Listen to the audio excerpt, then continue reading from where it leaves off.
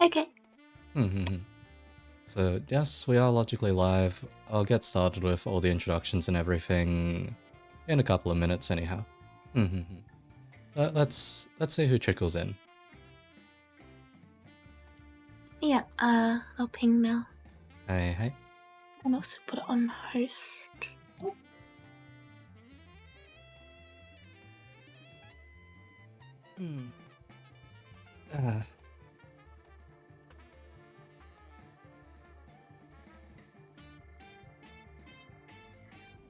Let's see, apart from that, the other side note is these interviews generally run for 2 hours, give or take, depends on the interviewee. Usually it's about 2 hours, sometimes the interviewee goes a bit ham and keeps talking. The one scenario that happened, it lasted about 6 hours instead. Okay. Yeah, that that was the last Aussie fella I had on. God. Shit. That guy had a lot to talk about, and yeah, it was drinking for 6 hours as well. I love it. Yeah, I went from whiskey to soju, and I think I went back to whiskey again by the end of it. Along those lines. That is a wild combination. Yeah, and apparently it was the good stuff when it came to the whiskey as well. Oh no. Hey. Alright. We'll get started in about 3 minutes after some people roll in. Maybe 2 minutes at this point. Yeah, about 2 minutes at this point.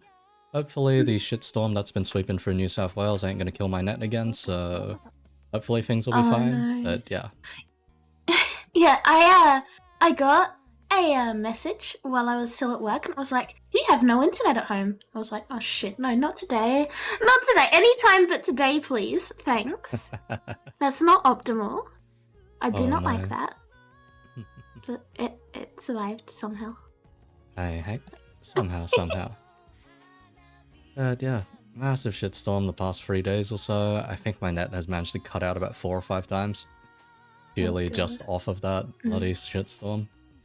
And you know, it's Aussie weather. It doesn't know whether it actually wants to start or stop either, so...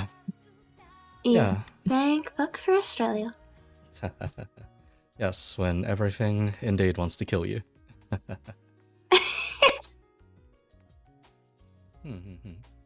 Anyhow, for the purposes of this particular stream, I'll just be running off my data anyway. God knows I could burn it after the lockdown. What? Data? Yeah, you'd be surprised. It's actually 2 times faster than my regular Wi-Fi. What? Yeah, I'm just in that... How does one explain? I'm literally on the border between civilization and the bush. Ah yes, the border of human and monkey. Yeah, rather the snake zone everything past a certain point, but hey. That and the wombats. Screw the wombats. Wombats are arseholes. Wombats are dicks. Fuck wombats. No, when my internet went down last, I tried to hotspot it, and it just didn't work. My phone, it just wouldn't. I get like 1 bar of reception in my fucking house, and so I was like unable to do anything. Absolutely unable. I was suffering. Alright. Because yeah, I get. Like if my internet had died entirely, I wouldn't have been able to be here. I would have had to be like, "I'm sorry, I'm not avoiding you. I'm sorry." I didn't bitch out. I promise. Hey, and on that note, let us begin then. So, feel free to introduce yourself. Hi, I'm Akari. I am a dragon. I do things. I shitpost on the internet. I'm a professional dumbass. ? I don't know how the hell to describe myself. If I had to say that I could describe myself, it would be weaponized ADHD. I believe that's the first on this one. Yep, weaponized ADHD. Got it. An absolute unit of a gremlin. So far, yes, so far. Oh god. Alright, fair enough. I would have to lead that up though, so if someone does raid your streams, how would you introduce yourselves then? To any of the raiders? To raiders, I kind of just say the same thing. I'm like, hi, I am a fucking moron. What are you doing here? Let's go. Close enough. Gotcha. Alright. So far in terms of introductions... You introduce them into the zero brain cell economy. Oh god. Early.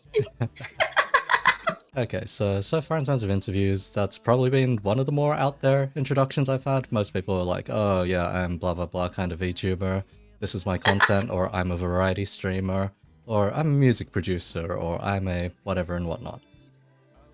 What kind of a streamer am I? Yes! Yours was more of a full-on personality shot, I guess. Anyhow. On to the next question. Rather simple one. What inspired your design?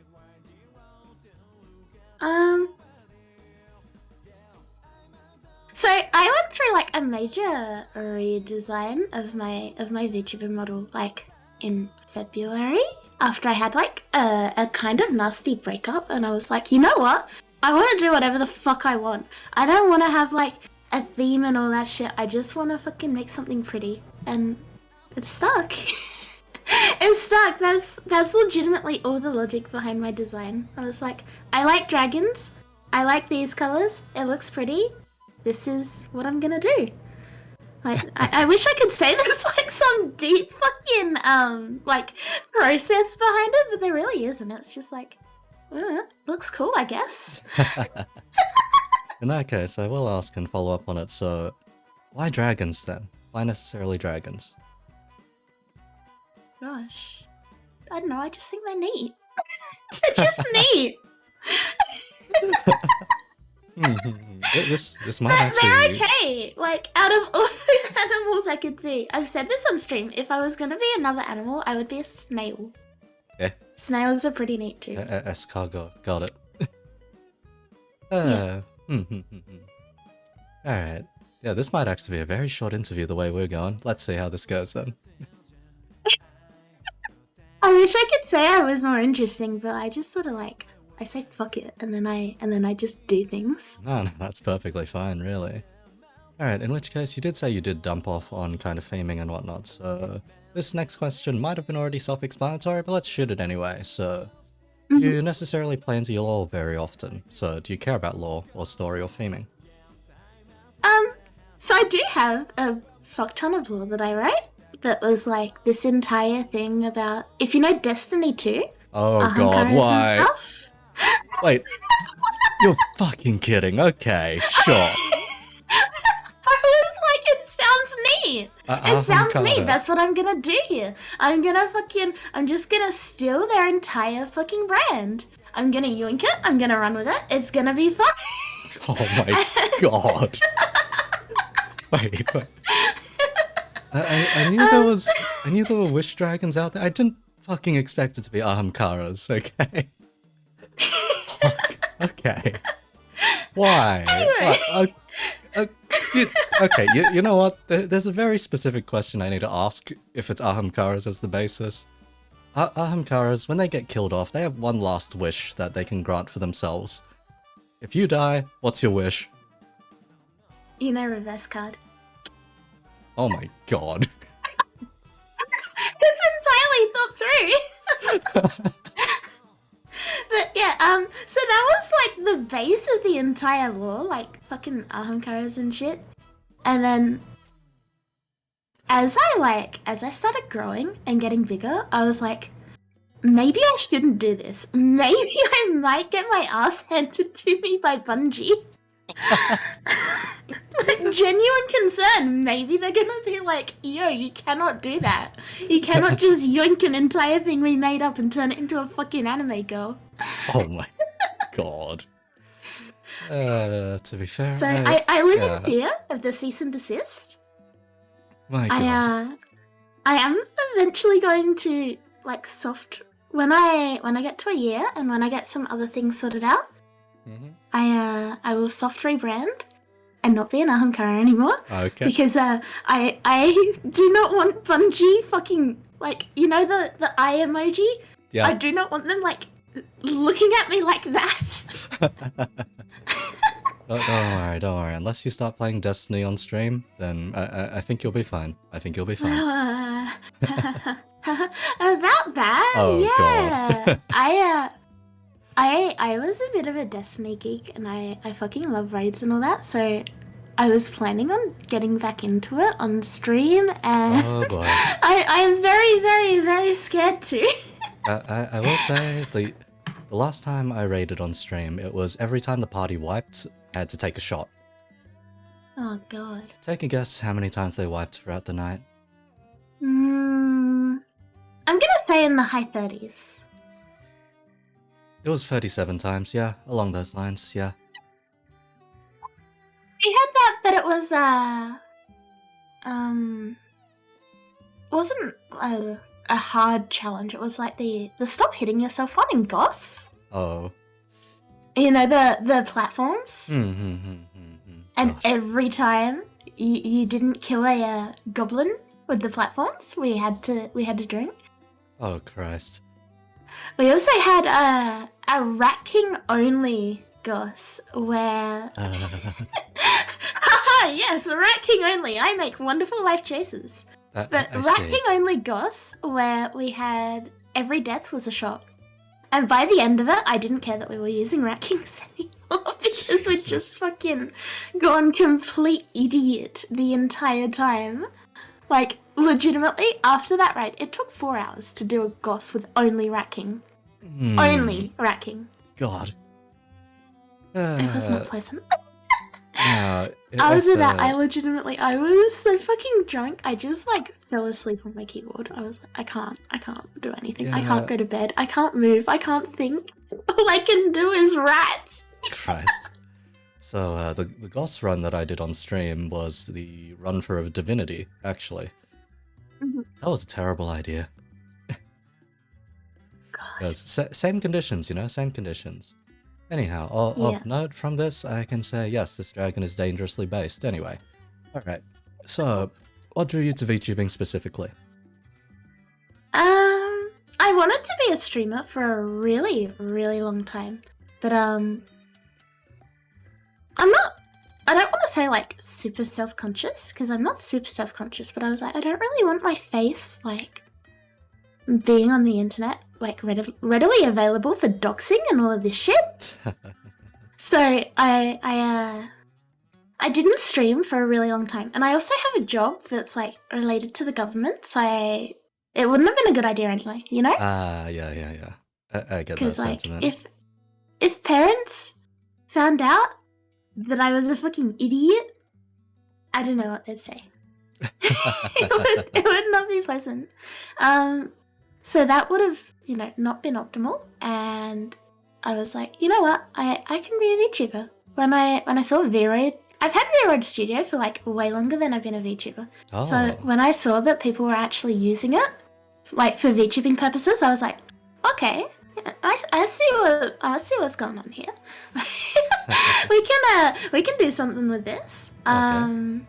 And eventually I started making a model, and I was like, I can be a VTuber. I can stream. I can still do what I want to do, but I don't have to like worry about the anonymous side of things, you know? So VTubing was like, if I didn't do that, I wouldn't be streaming at all. My only regret is not figuring anything out sooner and not like starting sooner. Okay, fair enough. Right, in which case I'll drag up the debate between, say, Live2D and VRoid at this point, so... Here we go! Yeah, this was one particular set of questions I wanted to ask you, mainly because I remember you having rather strong opinions on it. What are your feelings on 3D versus 2D? 3D versus 2D. So there are some people in the community. I go off about this on stream like at least once a week. Sure. There are some people in the community that sort of see me as a like not like an idol, but someone to look up to in regards to like 3D models, and especially like 3D models made for really cheap as well. Like, my model cost me like $20 a lot. Wait. I see. All right. So, you know, like budget VTubing and shit, there are some people that really look up to me on that. And while that's really cool, and I do like that people see the amount of work I've put in and all of that stuff. 3D versus 2D, it's fucking bullshit, my guy. You know, at the end of the day, it's not going to make a difference. You know, I came into VTubing basically not wanting to really spend any money, not really having any money to spend either. And so when I started, I was like, this is the cheaper option, you know? It's what I can go with at the time. Having said that, I do have a live 2D model in progress of being made, because jumping back to what I said about people being a bit too... People using me as an example, kind of, for like, oh, V-Roid models can be good, blah, blah, blah. It's like... I really like being 3D, right? Like, I can do all sorts of shit. I can, you can move my hands around and stuff. Wow. But it's also like a bit of a mental health thing that people have sort of put a lot of weight on what I do with my model. Mostly other V-Roid users, because I don't know, reasons. Like, I get pings sometimes, and it's just people that are like, oh yeah, look at Akari's model. You know, this is proof of a V-Roid being good. And it's like, yes, but that's not the point here. Wow. Yeah, hand tracking is a bit dodgy to begin with. Yes, we do have tracking. It's upside down, that's why it's dodgy. Doing it again. Wow. Alright, there we go. There we go. Wow, that is quite nice. Oh.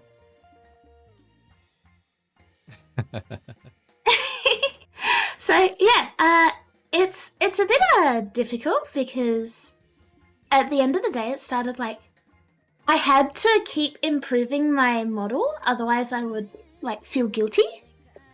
So that's why I am switching slowly to live 2D. But I am still going to use my 3D model, because I am really proud of all the work that I've done on it. I'm really proud of a lot of things with it.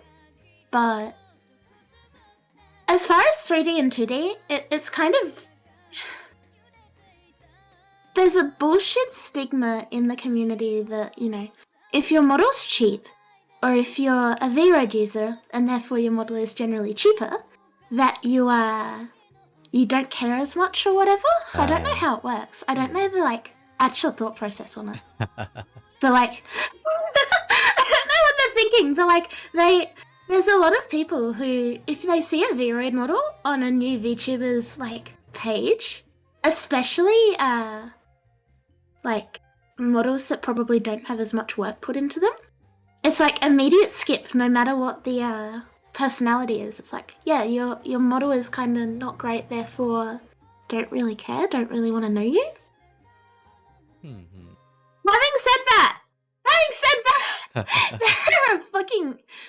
This topic is dangerous. There are a fucking lot of people in this community that use a V-Roid model, do 2/3 of fuck all to improve it, and then complain about not getting, you know, the same reception. And that's like annoying as shit. Like, I made a tweet about that once. I was like, you either pay with time or money, really. And I paid with time.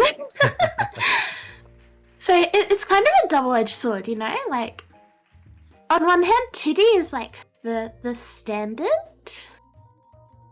3D is a bit less popular with like the bigger VTubers and stuff, but the indie community takes that and fucking turns it into a bunch of unneeded bullshit. Oh no, if we look back all the way at the very start, say Kizuna Eye, that started as 3D. Yeah, of course. Yeah. It did start that way, but like, you know, over time, you look at the community, you see a new VTuber in the indie community, right? And they've got a nice 2D model by a really popular artist. bang, they've like instantly got thousands of followers. Like, you know, the sort of reputation that some of the artists have as well.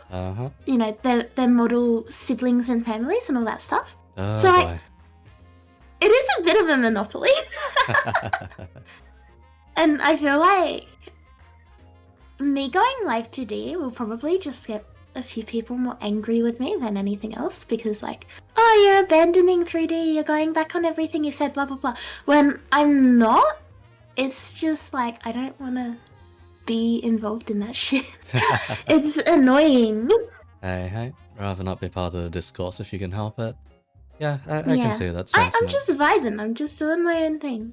I play game, I do monkey things, and I don't really care too much for the drama.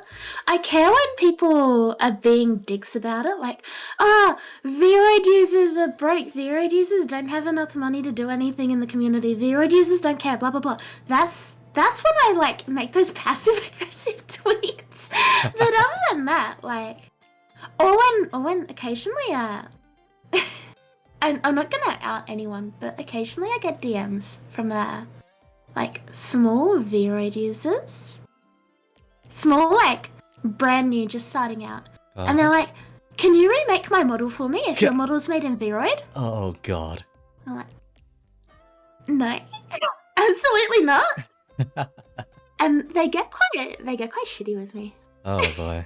Like, the last notification I got from my YouTube channel was a comment on one of the modeling tutorials I've done. And it was like, can you please send me your wing textures? I want wings like yours. Oh, God. So, yeah, on one hand, it's really fucking annoying. On the other hand, I really do respect people who put a lot of time into their 3D models. Like, I feel like they deserve way more love than the community normally gives them. And, you know, a lot of the really big VTubers, you know, Hollow Life, 3D model means that you're popular and all that stuff, but in the indie community, it's reversed. You know, if you're an indie and you're a VRoid made 3D model, like, be prepared for hell. Let's see, there's a certain irony with this, because the last person I interviewed on here was someone else who did go ahead and use a VRoid model. They had made it to partner, their average viewership is like 150 plus or whatnot. Crazy good streamer. Definitely. Turns out it was their first time with VRoid, essentially. And they'd been slowly making improvements over time. But no, they truly knew their craft when it came to streaming, and that's what counted. Oh yeah, definitely. Like, it shouldn't make a difference. It really shouldn't. But it does. At least on VTuber Twitter, it does. Yeah, VTuber Twitter is horrifying. Especially when it does come to, like, artist pedigree and whatnot, as you mentioned. Of just, if you have a big name artist, then holy shit. People are gonna immediately follow up on you. For instance... That is exactly. For instance, you get your ass rigged by, say, Iron Vertex. Holy shit, you're in the Iron Vertex family all of a sudden. Yeah, and, you know, everyone's watching you because you're Iron Vertex. Yeah, on Twitch, I don't think it matters too much. Like, I am curious to, like, do a couple of test streams when I get my 2D and, like, compare. But, you know, see if having a 2D model actually changes anything. But on Twitter, it's definitely, like, this big thing. VTuber Twitter is fucking brutal. Yeah, it tends to be. Also, yes, hydrate and stretch. God knows I could do both of those. That's for both of us? Yeah, go for it.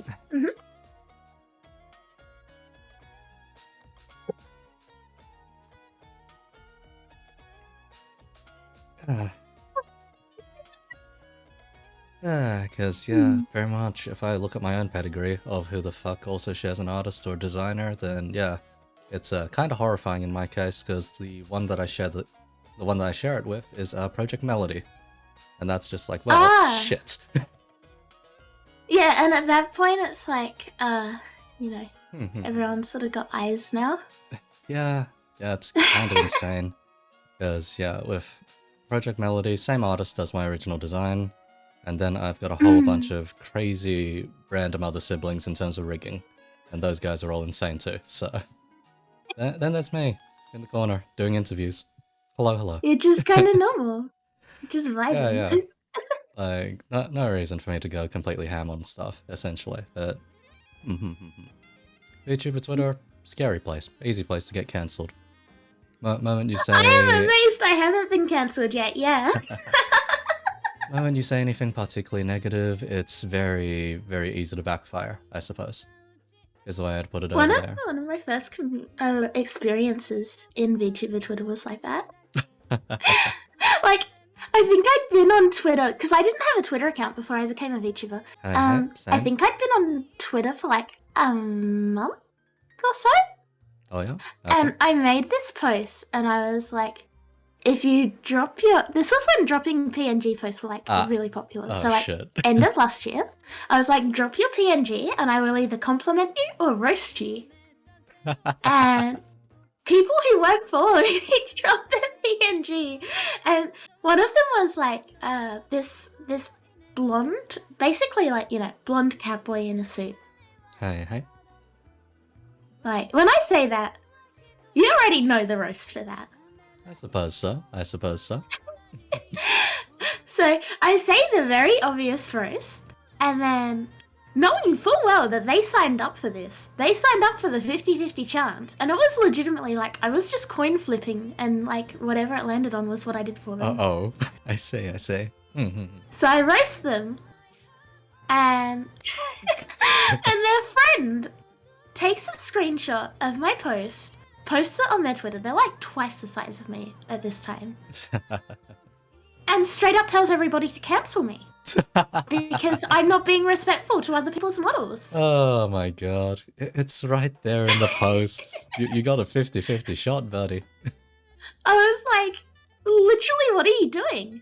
And so I DM'd the friend that took the screenshot and posted it. And I was like, you do realize it says right there about roasting. Like, it's a 50-50.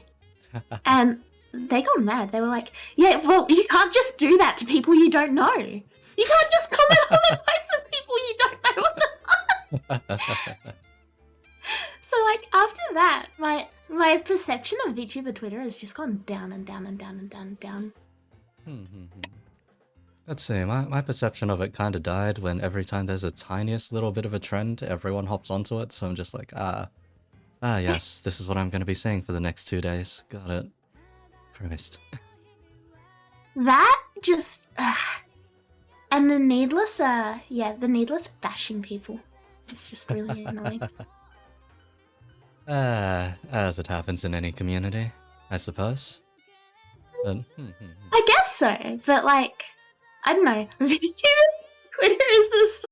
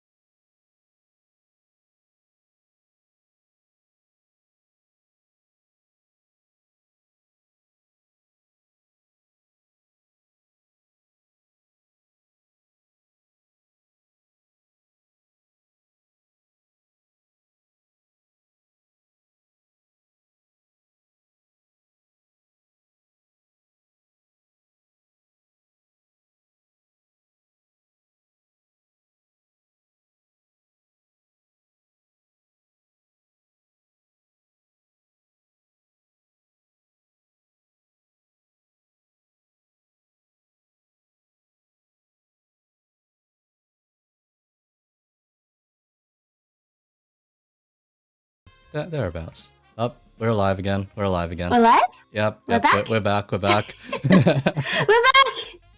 Okay, this is one of the few times I actually got to see chat in full while I was disconnected for some reason.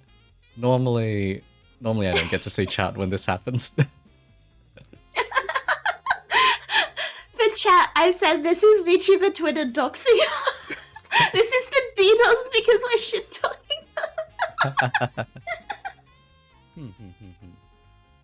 Nah, but the particular dramas that come up on VTuber Twitter, I kind of roll my eyes at because, like, we've been through this, like, 4 or 5 years ago.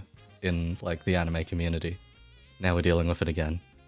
God fucking damn it, history repeats itself. Yeah. Well, like I said, scuffed Diamond 3 League player. I'm comfy with fucking dumbass toxicity. The VTuber Twitter just takes that and fucking like accelerates it. It takes it fucking further beyond. Hey. Alright, I will ask though, you made it to Diamond 3, what role were you playing? Jungle. Oh, Jesus Christ. Okay. It gets worse and worse. Honestly, I have mad respect for that if you manage to make it there on jungle. But, God, okay, leading on from that though, what is your preference in games? Whether it to be to stream or play off stream?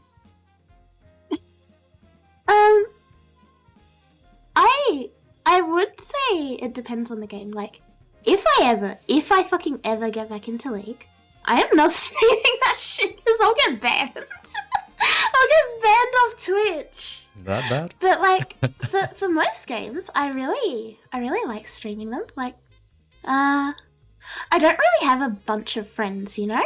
So for me, I really like getting to play with people and just, you know, vibe.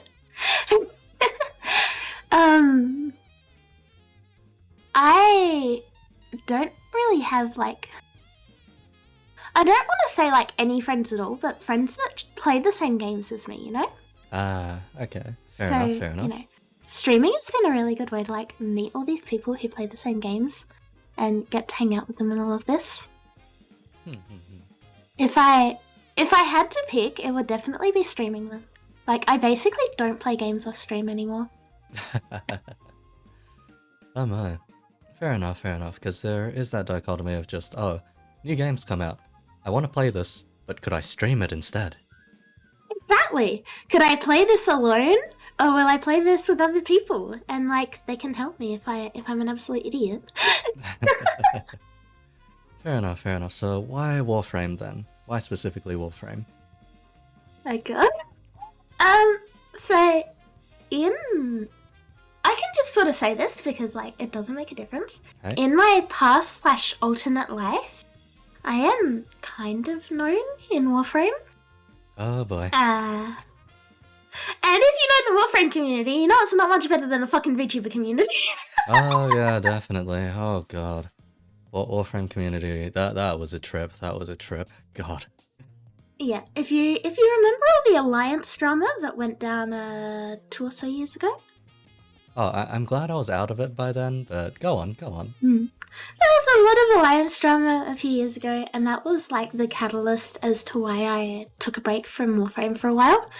But, you know, even taking a break, I still had a bunch of responsibilities, and so my quote-unquote break was just a break from playing the game and not from, like, having to deal with Warframe every day, regardless. Okay, fair enough. So when I started streaming it, I really just started streaming it because, like, why not? I felt like it that day. So I made a new account and I was like, oh yeah, I'm a new player, blah blah blah. Haha, joke's on you. Oh god. Yeah, I made a new account and all this just because I didn't want.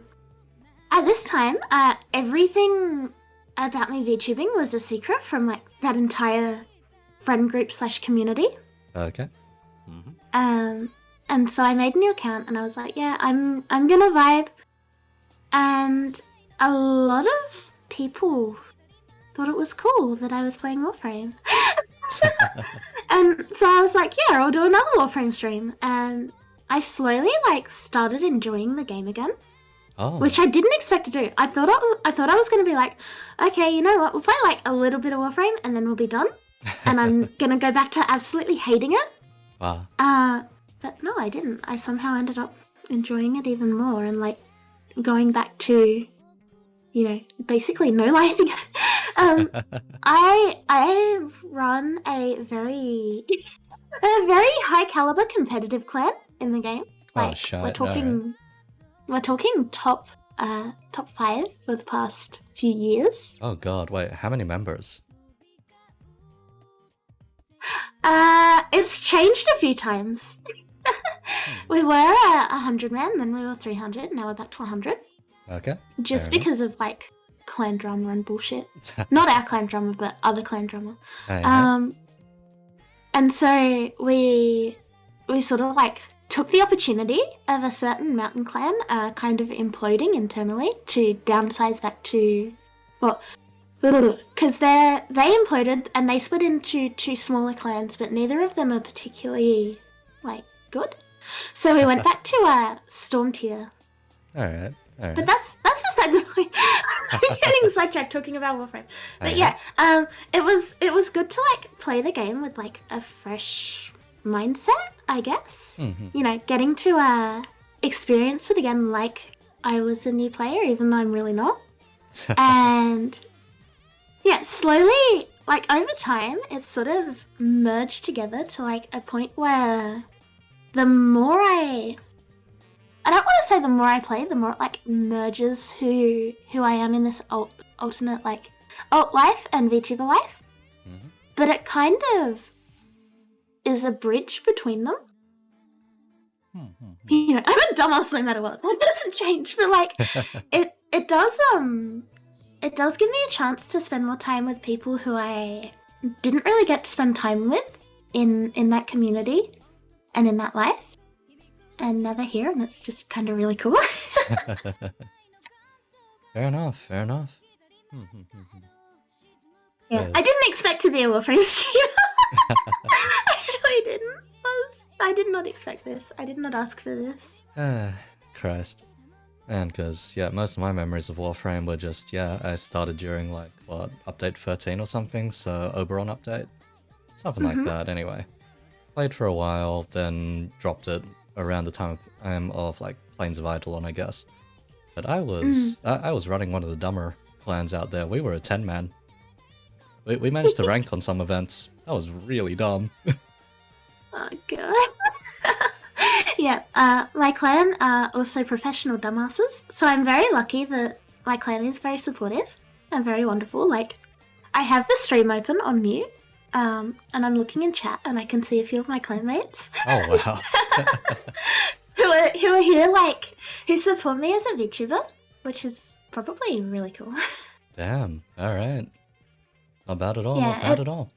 It started off as, like, a fuck it, why not, and now we're sort of, it's turned into a big thing to, like, bring back friends. Not bring back, but, like, help me get closer to them and all of that, yeah. Hey. Fair enough, that's quite a nice reason to get back into the game, I suppose, then. Alright. Alright then, I'll lead up with this question. So, what does content creation mean to you? Is it just streaming, tweeting, YouTube VODs? Not tweeting. Fair enough. Not tweeting. As you've probably seen, my Twitter is just a collection of whatever the fuck goes through my brain at any given time. You know, that is the original purpose of Twitter. It is specifically designed that way, actually. You can go through my posts and you can literally see my singular brain cell overclocking as I try and, like, think of shit to say. Twitter is not content creation. Twitter is my one brain cell's outlet. It's just dumb. But content creation. For me, the big thing is making people laugh. Like, if I make people laugh, I'm happy. I'm, like, vibing.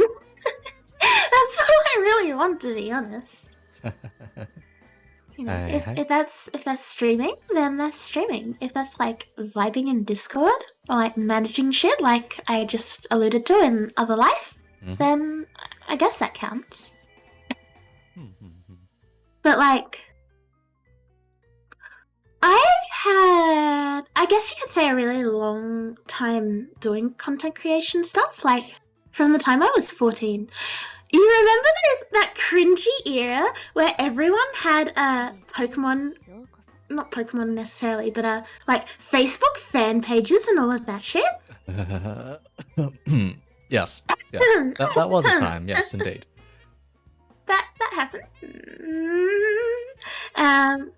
I was, like, involved in that shit since I was, like, 14. So, like, posting posting dumb things to an audience has kind of just been something I've done since I started growing up.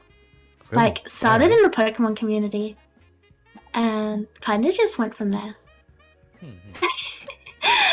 We don't talk about the cringy fucking Facebook fan page days. Oh, God. Okay. That is a repressed memory. That's a repressed fucking memory. I didn't necessarily run one myself, but I knew a guy. He ran about 5 of them. Everyone knows a guy. Everyone knows. Yep.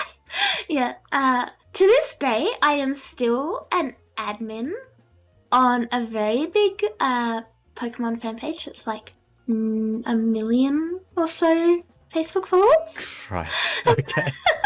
I haven't posted on it in like fucking 5 years or something. Oh my. But it's still like there. They never removed me for some reason. Oh, that's one insane pedigree, I guess, but good lord. Good lord. Yes, I don't know how I went from like that to shitposting on fucking funny TV app. Fair enough. Alright, in which case, would you consider a shitpost content then? My entire fucking existence. Alright, gotcha. That is fair. That is fair. What is a shitpost? You are actually you are observing one right now. You are witnessing the singular brain cell at work. I don't know what it is, but Aussies tend to fall into the realm of shitposting quite a lot. Yes, indeed. I don't know how else to describe it. Like, you're either born with memes in your blood, or you're a fucking normie. Oh, Christ. Fair enough. Alright. This one's a rather simple question to follow up with, by the way. This one is, what kind of audience do you think you attract? And doubly so, I will ask the audience, what kind of audience do you guys think you are? Oh god. What kind of audience do I attract? I want to say people who need to laugh at someone else to feel better about themselves. Oh my god. Absolute degenerates. People who like need a certain amount of fucking zero brain cell amusement. People who like, how do I put it? People with a conjoined IQ of about room temperature are probably the people who watch my streams, and that's okay because I am also room temperature IQ. Okay, that is actually a pretty good way of putting it. Shit. I can see my chat agreeing with me. Alright, you've got, let's see, you've got the TOS word, you've got the dumb kind, dumbasses, just dumbasses, degens, nice people. Grimps. Yes, room temperature Nice IQ. people. Yes. You got an interesting bunch, I'll say, at the very least. They are definitely nice people, but I feel like it's a bit of a community of like people who want to have something to laugh at, but don't want to be mean, or like want like Australian level banter kind of mean, you know? yeah, that works. You know, I roast the shit out of chat like basically every stream, and then they do it back, so it kind of works. It works out in our favor. That's just sort of the community we've somehow become. When I started, I wanted to be like a say-so sweet, wholesome VTuber. Oh boy. And yes. How long did that last? Prefer not to speak. I think it was like a week on VTuber Twitter before I said something stupid. Ah, I see. And like we've just gone down the fucking hill. We've gone down the spiral, and nothing changes. It only gets worse. Oh boy.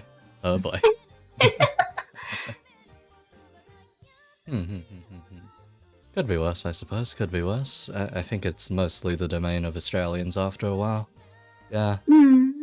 Yeah, like I wouldn't wouldn't say I'm like degenerate, like in a lewd or like sexual way, just in an absolute zero brain cell, like your local idiot friend who plays really dumb games with you when you're drunk kind of way. Fair enough, fair enough. I have interviewed the kind which is 100% on the R18 kind of side. Holy shit.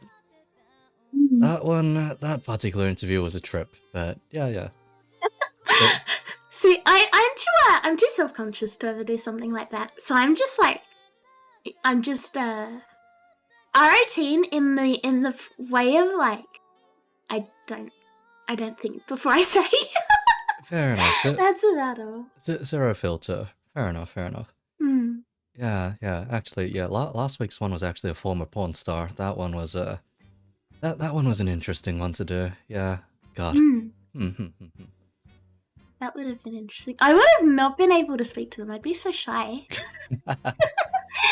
No. What kind of gave it away was they were way too good at the interview process. I was like, wait, why are you used to this? And they were like, oh yeah, I used to do this. And they're like, oh shit, okay, let's go. You gotta say though, like your opening question should have been like, so, how you feel about dicks? Christ. Okay, so thing was, they didn't necessarily drop the particular fact until about an hour and a half into the interview. And at that point, I was just like, well, shit, Wow, there was way too much foreshadowing for this. And I did not pick up on it whatsoever. Oh no! God. Because, yeah, at that moment, it just clicked. I was like, oh no, that's why. Oh god. They're too good at interviews, they can talk too easily. They can talk too easily. They had a couple of things in their bio. They offhandedly mentioned a couple of things on their streams before. Then it's like, oh. No. That makes perfect sense. Shit. But yes, that was actually a really fun interview to do because we got through a shit ton of questions actually. Anyhow, next question is a very it's the kind that you get asked in a job interview, I suppose.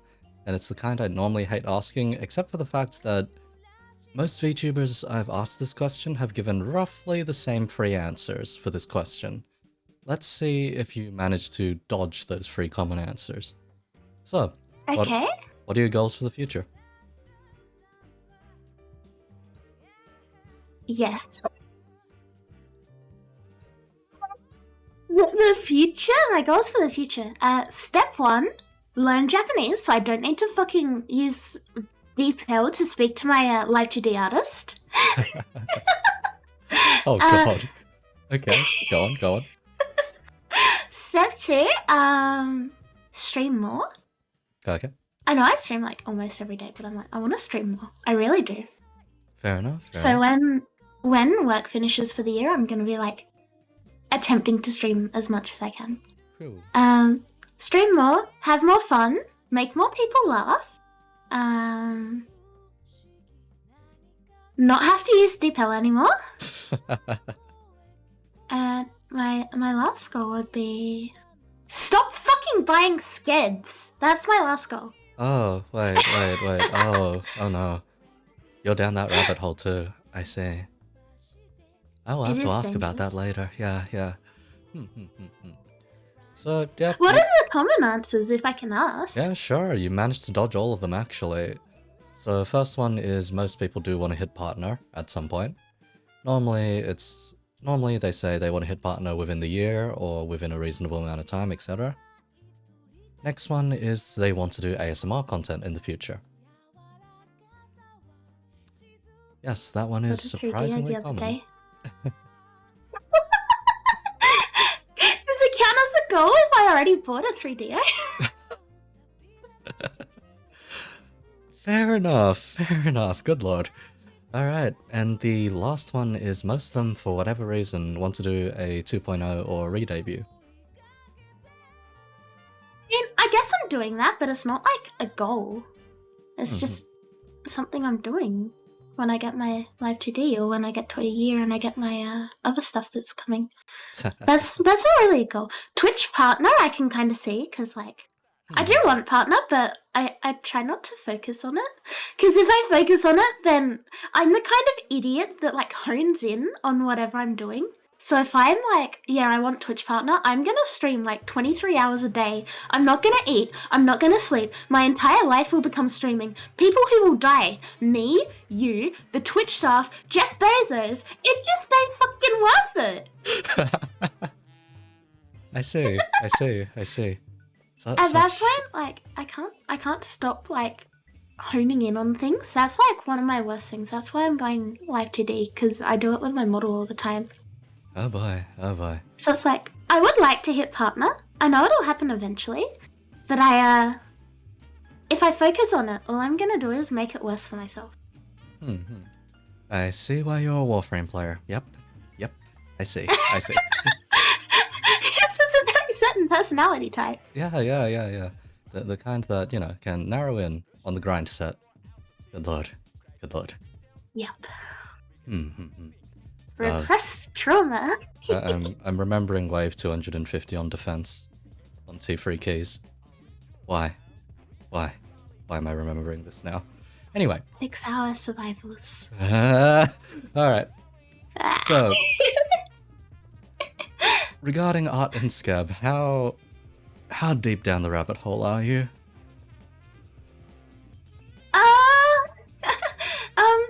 Not that deep actually. I am very good at not spending money most of the time. Okay. So I go through, like, I save up for like 2 months, and then I'm like, I have one bad day, and I'm like, it's time to order like 5 Skebs. I had a mildly bad day, so therefore I am going to go absolutely batshit. Okay, fair enough. Good lord. Normally it's not so bad though. Like, I don't pick the most expensive artists. Okay. But it turns into, like, it's a rabbit hole. 1 becomes 2, 2 becomes 800, and before you know it, all your money is gone, and you're busy, like, doing ASMR content to try and make money. I say as I look at my video.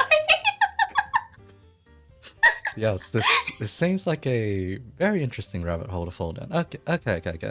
I took a look at your Skeb profile. It's not too bad. Okay. I've known worse. I've had worse on here. God, I've had worse on here. Jesus Christ. Like, the serotonin. It's a guaranteed serotonin hit. That's the problem. I'm like, I have a bad day. I want serotonin. Skeb. Oh boy. Fair. Because, alright. When it comes to Skeb, there are 3 major players that I've interviewed before. There is a gorilla, which gets a Skeb every now and then. There is a hydrangea, which seems to order a Skeb every other waking hour. And there is a certain ice witch, which also orders a lot of Skebs. Those 3, for some reason, yes. I keep seeing on the front page. God, why? If I had the money, I would do that. But I enjoy having all my internal organs, so it hasn't happened yet. Internal organs. I see. Yeah. I need them. I need them more than I need art. But only just. That is fair. Let's see. In the list of wants or needs to survive, how far is art in that list? What kind of priority does art have? Honestly, not too high. Like,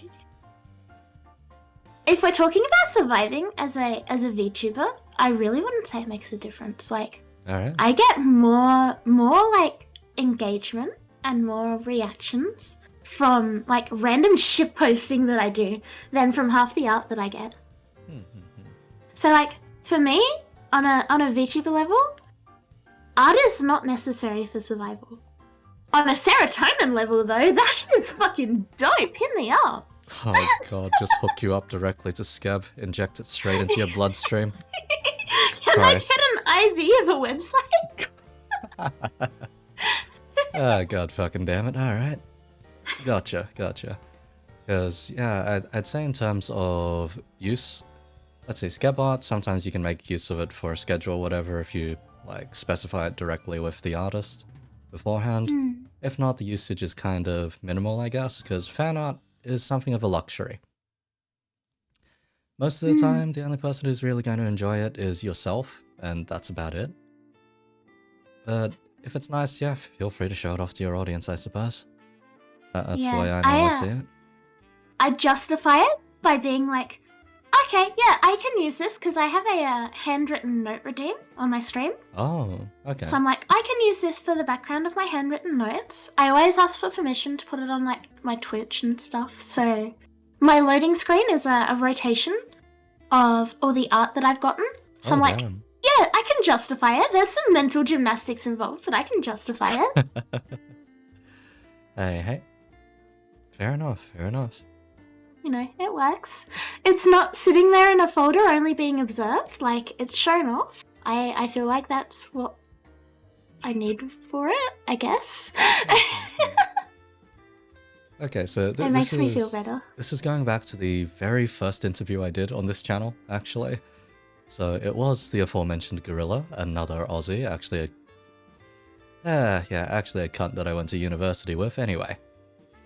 This guy, unhealthy obsession with Skeb. I think he's got something like 80-something plus on the website at this point.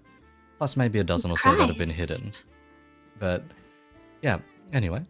The most unhealthy obsession with Skeb to the point where I think he mentioned that before he goes to sleep every night, he would just scroll through his gallery of Skebs. Understandable, honestly. Me and my, like, not single digit, like, low double digit numbers of Skebs, and I still do that. Oh boy. Like, yes, I need the serotonin of knowing that people dream me. I need this. You know, my phone background is a Skeb. Oh boy. My lock screen is a Skeb. My desktop background is a Skeb. Fair enough. So if someone ever runs into a dragon or if someone ever runs into someone with a dragon everywhere, I suppose we've found them. But nonetheless, let me tell an interesting anecdote, actually. So I was out with a bunch of the Sydney VTubers. We were hitting a place up for lunch or whatever. And one of them casually mentions, oh, let's see everyone's lock screen, because your lock screen is, you know, the most important person to you, or the most important thing to you. One by one, each of them revealed themselves as a Skeb. Sometimes it was someone else as a Skeb, or Skeb they got for someone else. But yes, for the most part, it was art of themselves. My home screen for the longest time was literally just a picture of a frog that I found on Google. Like, a frog sitting in a microwave. Eh? Wait. A frog? Eh? In a microwave, yes. Not with the microwave on or anything, just like sitting in it. I see. That was my phone background for a really long time. Most important thing to you. I just thought it was funny. Oh god, most important. Got it. Frog in microwave. Got it. I thought it was neat. I thought it was cute. I like frog. This is your last brain cell. Yes. That is the final brain cell in the microwave, preparing to be cooked, preparing to be overheated. I see. Even more so than it already is. I see. Gotcha. Christ alive, alright. Alright. I am simply built different. Alright, fair enough. But let's see, more so on the topic of, say, monetizing things and whatnot. Have you ever been approached for, say, sponsored content? So, sponsored games, streams, whatnot? Right, shut it!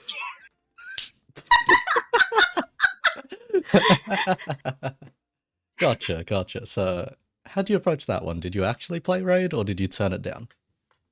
I accepted it as a meme, and I still haven't done it. It's been sitting there for like 6 months. Oh my god. I keep it as a trophy.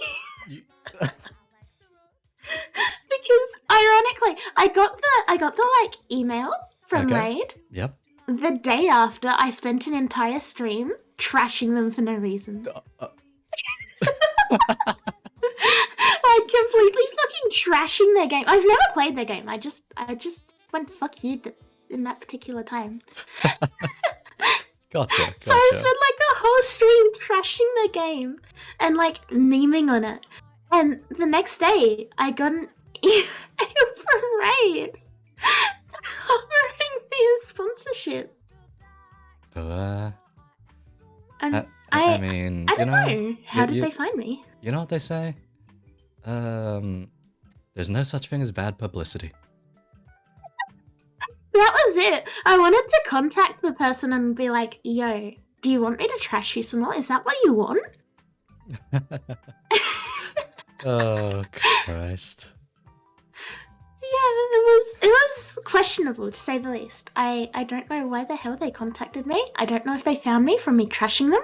I don't know if they sent someone who didn't understand me and thought that I was, like, complimenting their game.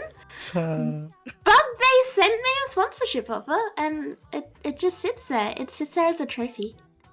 Like, whenever anyone questions me, I take a screenshot of the Raid Shadow Legends sponsorship. I'm like, do you really want to argue with me? I've got a Raid Shadow Legends sponsorship.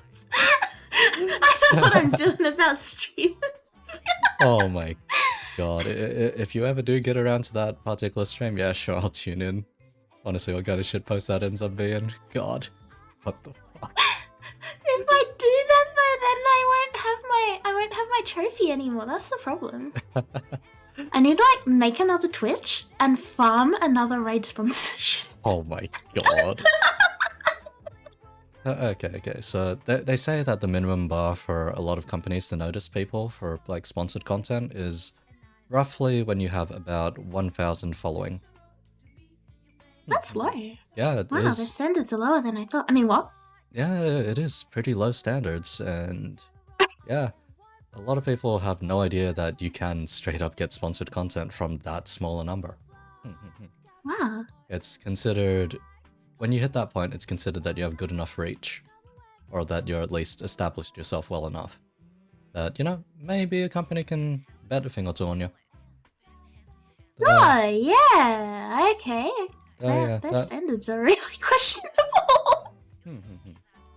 Here I was thinking it was like they somehow fucking heard, like they fucking Spidey sensed me shitting on their name. And they were like, no, fuck you. They have eyes and ears everywhere, waiting for someone to mention Raid. Some fucking Google Home fucking voice tracking ass thing to fucking find my stream specifically when I was trash talking them and then offer me a sponsorship. Like, what the hell?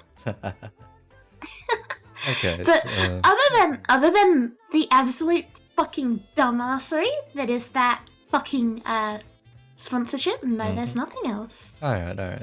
So if someone was to, let's say, if a company was to approach you, what kind of game would you actually accept then for a sponsored stream?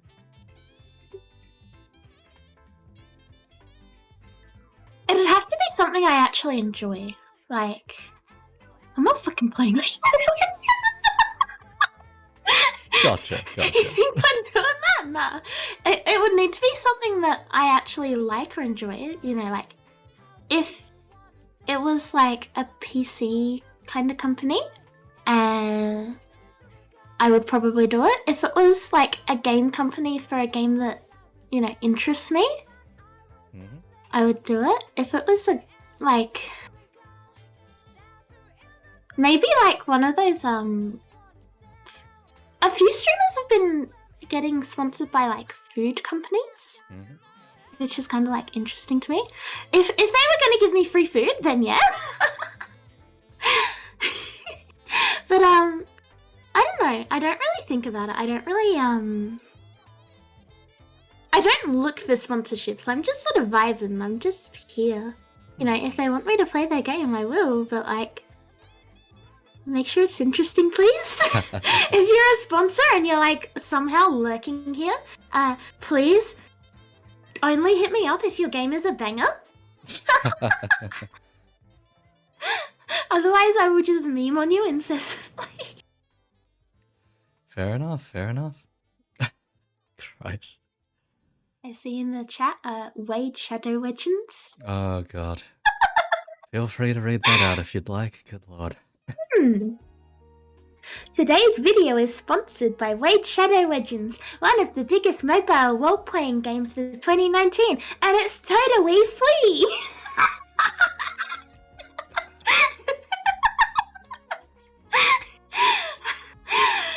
I hate Raid Shadow Legends. Yeah. Why does this exist? God. I hate it. I hate it. Yep, I hate it so much.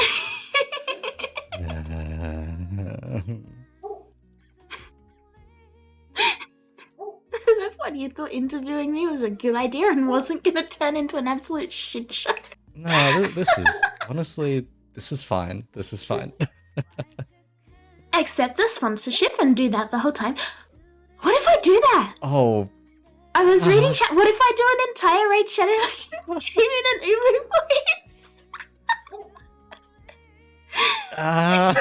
Why? God. It would be a good name.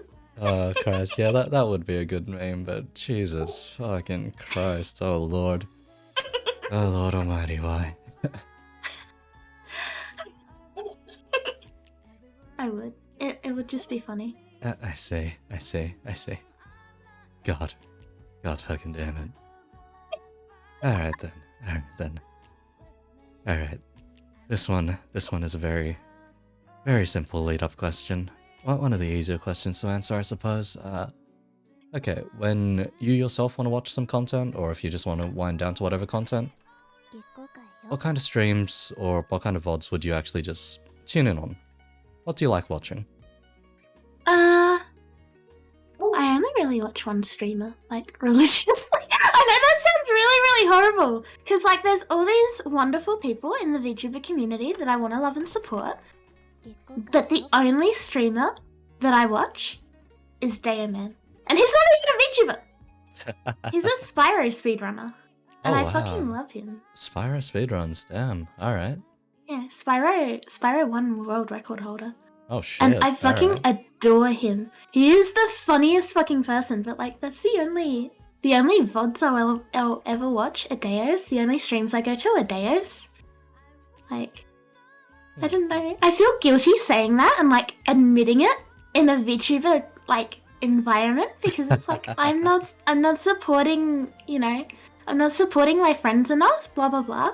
But the truth is, everyone I like and support either streams when I'm asleep, when I'm at work, or when I'm streaming.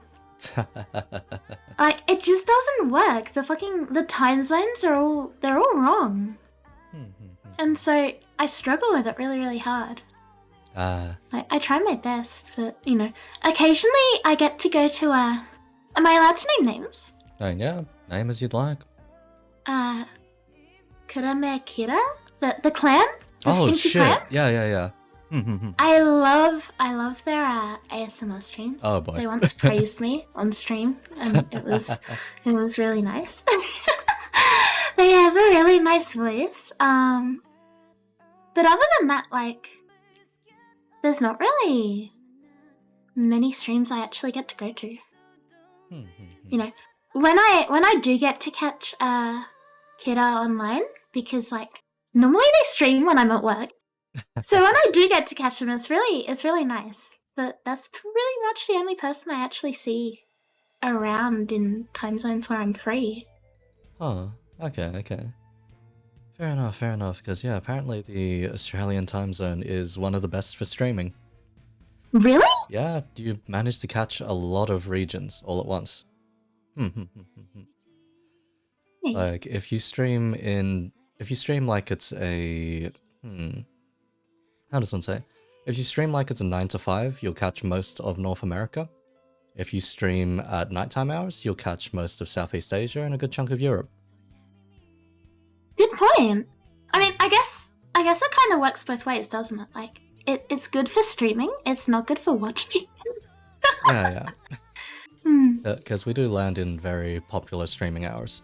Like, even if you do nighttime stream, you'll catch Americans in the morning, for instance. I feel like my stream schedule, when I'm working at least, is like really scuffed, because it's 10:30 to midnight my time. when Fair I'm enough. obviously when I'm working. So it's not that long, and it also is annoyingly early for Americans. It's like something like 5 in the morning for one side of America. For one particular side, I think PST side, probably. EST side's alright. EST, it lands more so like close to like 8 a.m. to 10 a.m., I guess, along those lines. I don't know. I don't know America well enough to be able to like point out which side. But yeah, it's really annoying. Because yeah, there's a lot of people who like come to my stream once in a blue moon when I'm streaming at a really fucking weird time for me. Like, 5 in the morning for me or whatever, and they're like, "Oh, hey, you're finally online." Like, I've been here the whole time. What are you talking about? Oh god.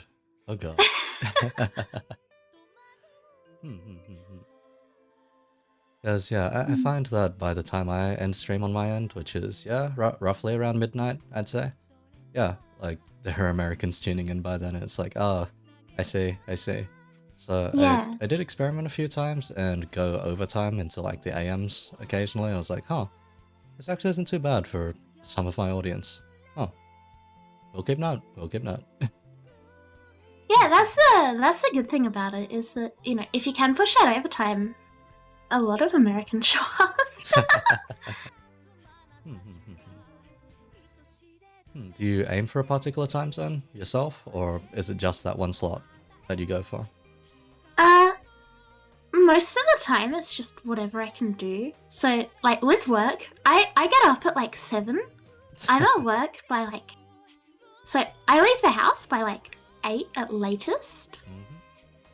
I don't get home until like 5, 6. Oh. Dinner, shower, whatever. I don't really have that much time to stream anyway, and like that's still assuming that I don't want to like, do something like a normal person, go out and touch some fucking grass or something. So it kind of just ends up that that's the time zone, that's the slot that sort of works for me. But in the holidays, I'm like, I start at about that time and I just keep going. I go until I want to sleep. So sometimes it's like 6-hour streams. Whew. Fair enough. Let's see. Dragon's a salary man. Got it. Works the usual 9 to 5. Something like that. Close enough, I suppose. Anyhow. No, it is respectable, because, yeah, VTubing isn't necessarily something, like, fully sustainable, unless you do decide to be, like, full-time streamer or whatever. So having a job's a good backup. I would like to do that one day, but, like, at the moment, with my job as well, it's like, I don't have the time for this. All I can do is, like, an hour and a half each day. Take it or leave it.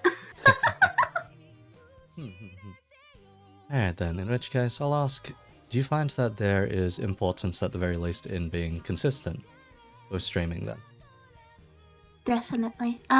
If I miss one day, like one day, I notice it in my viewer count the next day. They're like, she's us, we're never fucking coming back ever.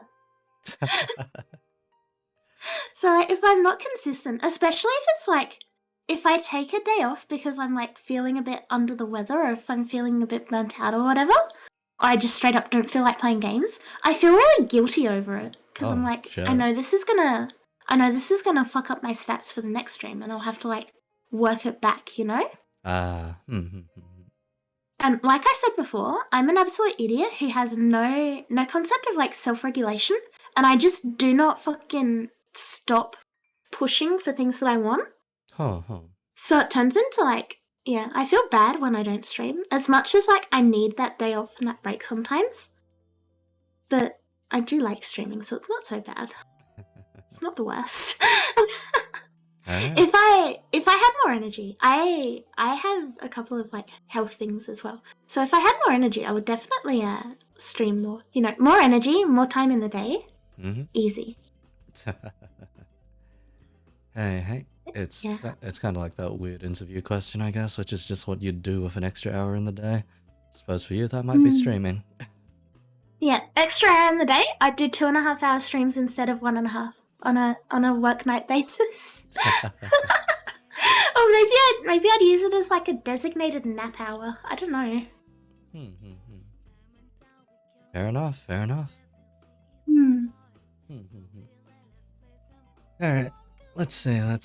Right. I am gonna have to start going down the list of curveball questions at this point, I suppose. Or at least, whatever I've got left to ask, but hey.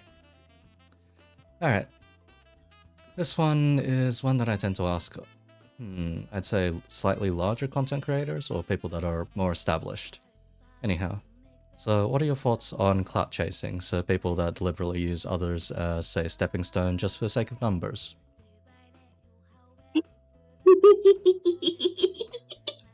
Oh boy.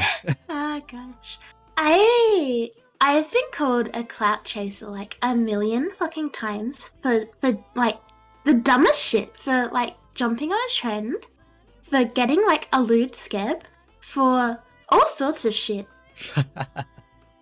You know, Alright then. basically. Let's hear it then. I got called a clout chaser for linking my Twitch in another server. In a content creator's channel.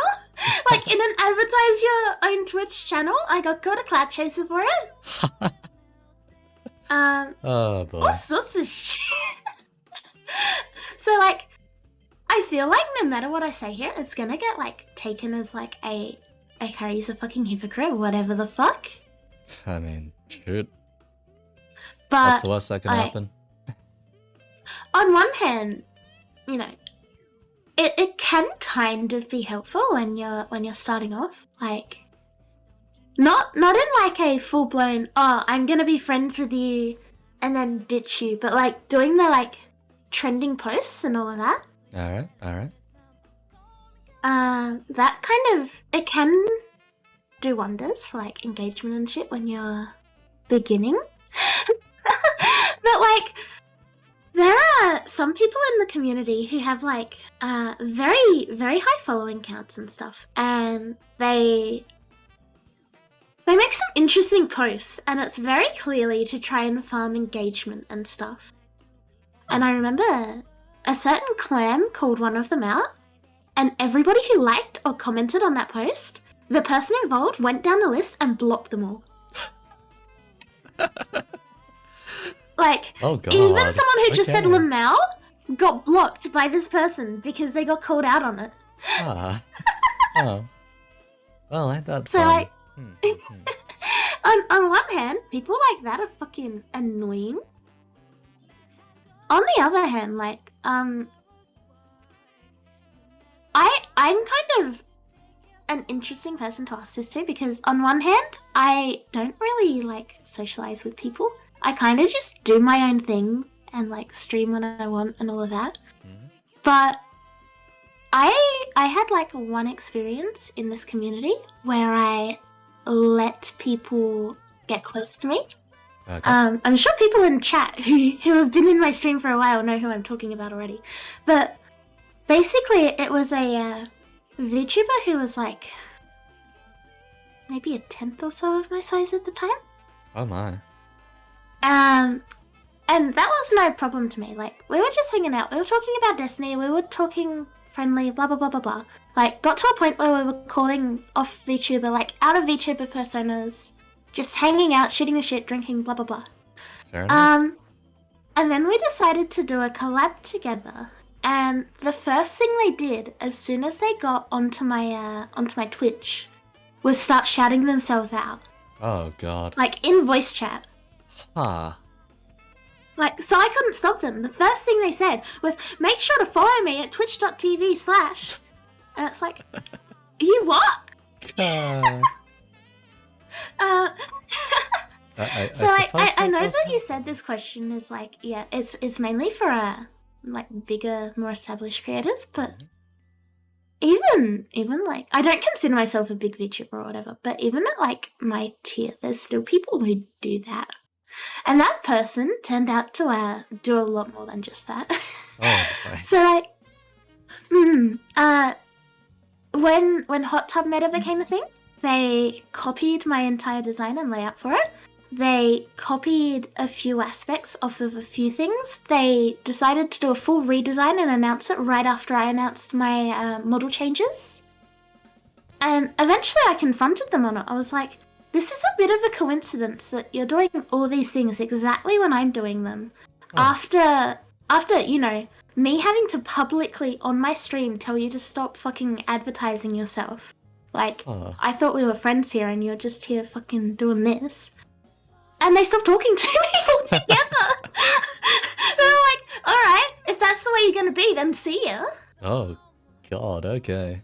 Yeah, you've had the direct experience then, in which case? Christ, alright. Yeah, the true clout chasing experience. It was not fun because I genuinely thought they were my friend. I was really upset about it for quite a while actually because I really liked them. Not in like that way, but like I really thought they were a lovely and thoughtful person and that they cared about me. And yeah, as soon as they could get onto my stream, they just sort of started talking about themselves. And, you know, it got to a point where...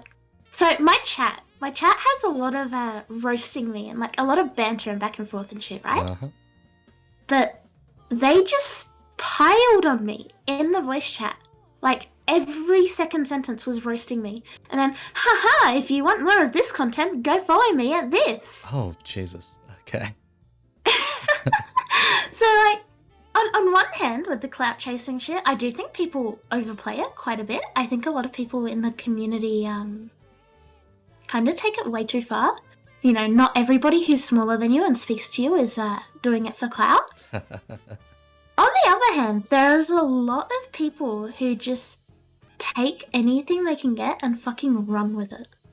Oh boy. And as far as I know, that person is still going, still befriending artists and shit. And I'm just waiting for it to happen again. But yeah, like I had to publicly say in the middle of the stream, like, can you fucking not? Because by the end of the stream, I was in tears because they were just being so horrible. And at the same time, they were framing it as like, oh yeah, we were just messing around. It's just banter. It's just banter, my guy. Why are you so upset about it? Oh God.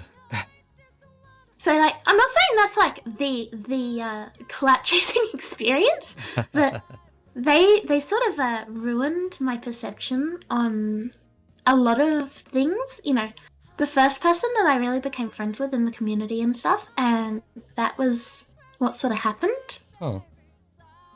You know, I'm kind of shy and I keep to myself quite a bit as far as like friendships and shit go. So Fair enough.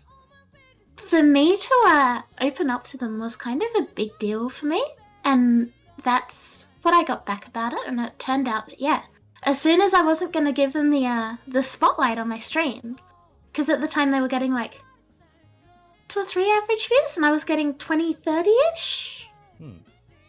And they were very, very clearly trying to persuade people to come over to their streams. You know, I would raid them because we're friends, and their response would be along the lines of like, oh, I'm glad you did this for me, but now you can go. You know, Christ. kind of clout chasing. Yeah. Very, very clout chasing. Yeah, that is among the more frustrating experiences I've had when it comes to it. Yeah, it's not quite my favorite thing. Like, I've been called a clout chaser a million times, but like, I've never done anything like that, because like, that involves talking to people for one. For two, I couldn't do it. Like, that's just, I can't talk to people to begin with. How the hell do you think I'm gonna advertise myself? Alright, But fair enough. That was a bit of a long-winded story, but yeah, it's... The community makes it out to be a really big deal, and then they also give certain people, especially if it like slips under the eyes of the community, then nobody cares about it. You know, a big VTuber does something, or a small VTuber does something and a bigger one calls them out, and it's like, this big up in arms, oh, they're just using people, blah, blah, blah, blah, blah. If it's a smaller scale thing, people are like, oh well. Something I hate VTuber Twitter. Close enough, yeah. Feels in a way insignificant, I suppose. Yeah. Let's see. Personally, I find it odd that I've never been called a clout chaser, despite the nature of my content. Because, yeah, there was a fellow which I respected a lot that pointed out to me. I'm like, yep, you know what, you're totally fucking right. This whole setup does seem like it is something that's there to farm clout, but honestly, I couldn't have given a shit how many people tune in on this kind of stuff, because... What I normally tell people is... What I normally tell people is, I was a former radio host, I've been at the top, so I have dealt with numbers that people would dream of, pretty much. So why do I give a shit? Exactly. It's, if you're in it for the numbers, you're not doing it for the right reason, I think. Like, if you got to be doing it because it makes you happy. Yeah. And like, this has actually been really fun, like being here and stuff. It's I'm going full monkey mode again because I'm having to like articulate my thoughts. But like, I can see that you do it for fun and not like for clout or anything. Like that's painfully obvious. Like if I wanted to do it for clout, I'd approach it very, very differently. Good lord. Exactly. Because I know exactly what formula I'd need to follow is the thing, and I'd rather not do that because that's soulless. Exactly. It's using people, and that's how you get the fucking annoying stories of, things like what happened to me. It's like, too many people in the community think that way, and think of everyone else as like a step up. And then there's too many people who are like, You breathed while looking at the wrong VTuber, therefore you are a clout chaser and you are sentenced to eternal cancellation. Oh god, oh fuck, yeah. It's a dangerous balance, really. Because yeah, for myself, simple reference, my average listenership was about 50k. So, that's impressive. So yeah. Oh, because I was put on that segment where it's like the drive home from work, pretty much, so... Yeah. Oh, yeah. So yeah, everyone and their mother is listening to the radio at that time for some reason. But, yeah. That was actually kind of relevant, that it was actually one of the first things I thought when we first started the call. I was like, he has a really relaxing voice. I had to censor myself a lot more on radio, though. Hearing that is like... that makes sense. I can see that. Very easy, yeah. The main thing is, if I did speak in my usual radio voice, there's a 50-50 shot I'd get doxed in 2 seconds flat. If some Australian which happened to listen to a certain radio channel during a certain time of day on certain days of the week, they would probably remember a voice along the lines of this calling out the weather.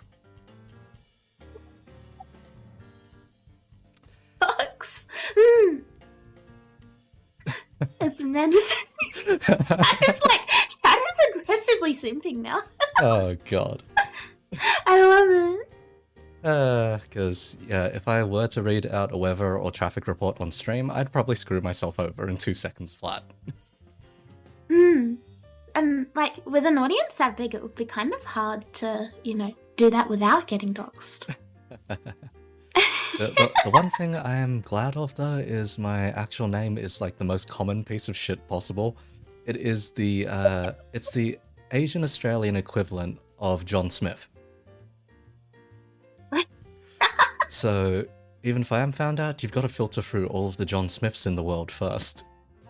That would help quite a bit. Yeah, I'm quite glad I've got this name anyhow. Went through high school with one guy who had the exact same bloody name. Bloody good stuff. I have a really weird name, like by any standard. So I live in fear of the day someone disagrees with me on Twitter and fucking tries to find me because like it's game over for me. I'm fucked. Fair enough. Good lord. Let's see. So it would be not very pleasant if, that's why I kind of just keep to myself and don't get involved in bullshit on Twitter. It's like, I don't want to be doxxed. I don't want, like, the 4chan shit. Oh god, 4chan shit, man, been there, done that, god, it's wild. Yep, never again. Anyway. Yeah. Alright then. One of the next curveballs to normally ask is, do you think VTubing has reached critical mass? Do you think that we're going to see less VTubers from here on out? Less people trying to get in, per se? I would say probably not less people trying to get in, but definitely, like... This is gonna sound mean, but, like, more, like, amateur/low quality. Like, I'm just doing it as a weekend thing, I don't really give a fuck. And probably more graduations as well. Ah, fair enough. Yeah, I have noticed a lot more graduations, and obviously some of them have been like reincarnations and stuff, but some of them are a bit, you know, really popular people who are just sort of, they can't keep doing it. And I think, yeah, critical mass is kind of being hit. You know, when I started a year ago, it was, you know, if you had going back to the model thing, if you had a really good model, it didn't matter who your quote-unquote family was. If you had a really pretty model, you would, like, instantly be pretty good. Like, even with my first fucking V-Roid, I hit, like, 1,000 followers in a week on Twitter because, like, it wasn't a critical mass. It was just, like, you know, people, a smaller community and a smaller, like, I guess, not audience, like, I don't think the audience has really changed too much, but, like, the amount of people competing for attention has just skyrocketed. And obviously, you know, not everyone can give everyone infinite attention. So yeah, like, the saturation level of, like, indie VTubers and stuff has just gone through the fucking roof, and I think we're either at the peak, or we're, like, very close to it and about to approach it. But, like, I guess that's kind of natural. Like, people are interested in VTubing because it's, like, new technology and all of this shit. And so it's interesting and it's cool. And people who wanted to stream but, you know, they were scared, now they can stream. And then, you know, they get 6 months in and they're like, you know what? I don't really like streaming. You know, that was cool, it's not for me. You know? So I think as far as saturation, yeah, we're probably at that point where, like, it's gonna go downwards instead of upwards now, I think. Fair enough. In quality, at least. Like, high quality VTubers, I reckon, are slowly becoming harder to find because it's just being drowned out by the waves of, like, 1,000,001 people who are like, yeah, this is my model that I bought in, like, 3 days that I didn't really think about the design for, but I just want to stream. I want to jump on the trend, so here we go. That's my thoughts on it. And, you know, people saw VTubers on Sunrise. Like, you saw that, right? When... Oh, for fuck's sake. Do you remember that? Yeah, that was weird. That was really weird. That was absolutely bizarre. But for the non-Aussies in the chat, Sunrise is like an Australian morning, like, news talk show kind of thing. Oh god. And they did a segment on VTubers and it was really fucking cringe. But, like, I got to work that day and people I work with were talking about it. They were like, did you see the thing about VTubers? And, like, they're not real people and they're streaming and they're earning millions of dollars. You know, it's like, you know, getting that public interest, which is making it a bit more annoying, I guess. You know, you get all the people who... I want to say, like, you know how car communities have, like, the weekend warriors? Like, they don't really care, but they're like, oh, it's the weekend, I'm gonna be a car guy for the weekend, blah, blah, blah. It's like that, but with VTubers. Oh, God. You know, one of the people I work with was like... They actually said to me, they were like, you talk a lot. You could be a VTuber. I was like, I don't think I could stream. I don't think I could do that.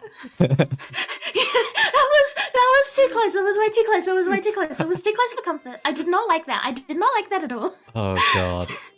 But like when it hit the news, and it hit the news in like the UK as well, I think it was. Oh yeah, it was on BBC. They had like Vebe and one of the other V shoujo up there.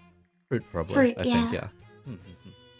Yeah, so like all of that has kind of not helped the situation with people just jumping in, not really like putting anything together, jumping in and just like oversaturation. It'll eventually even out, like all things do, but you know, for now I think it's just a really big struggle for like newer VTubers to get noticed or like to stand out from other people. And you know, having like Netflix and fucking Crunchyroll have their own VTubers hasn't helped either. Like, imagine how many people on TikTok and shit they've seen, like,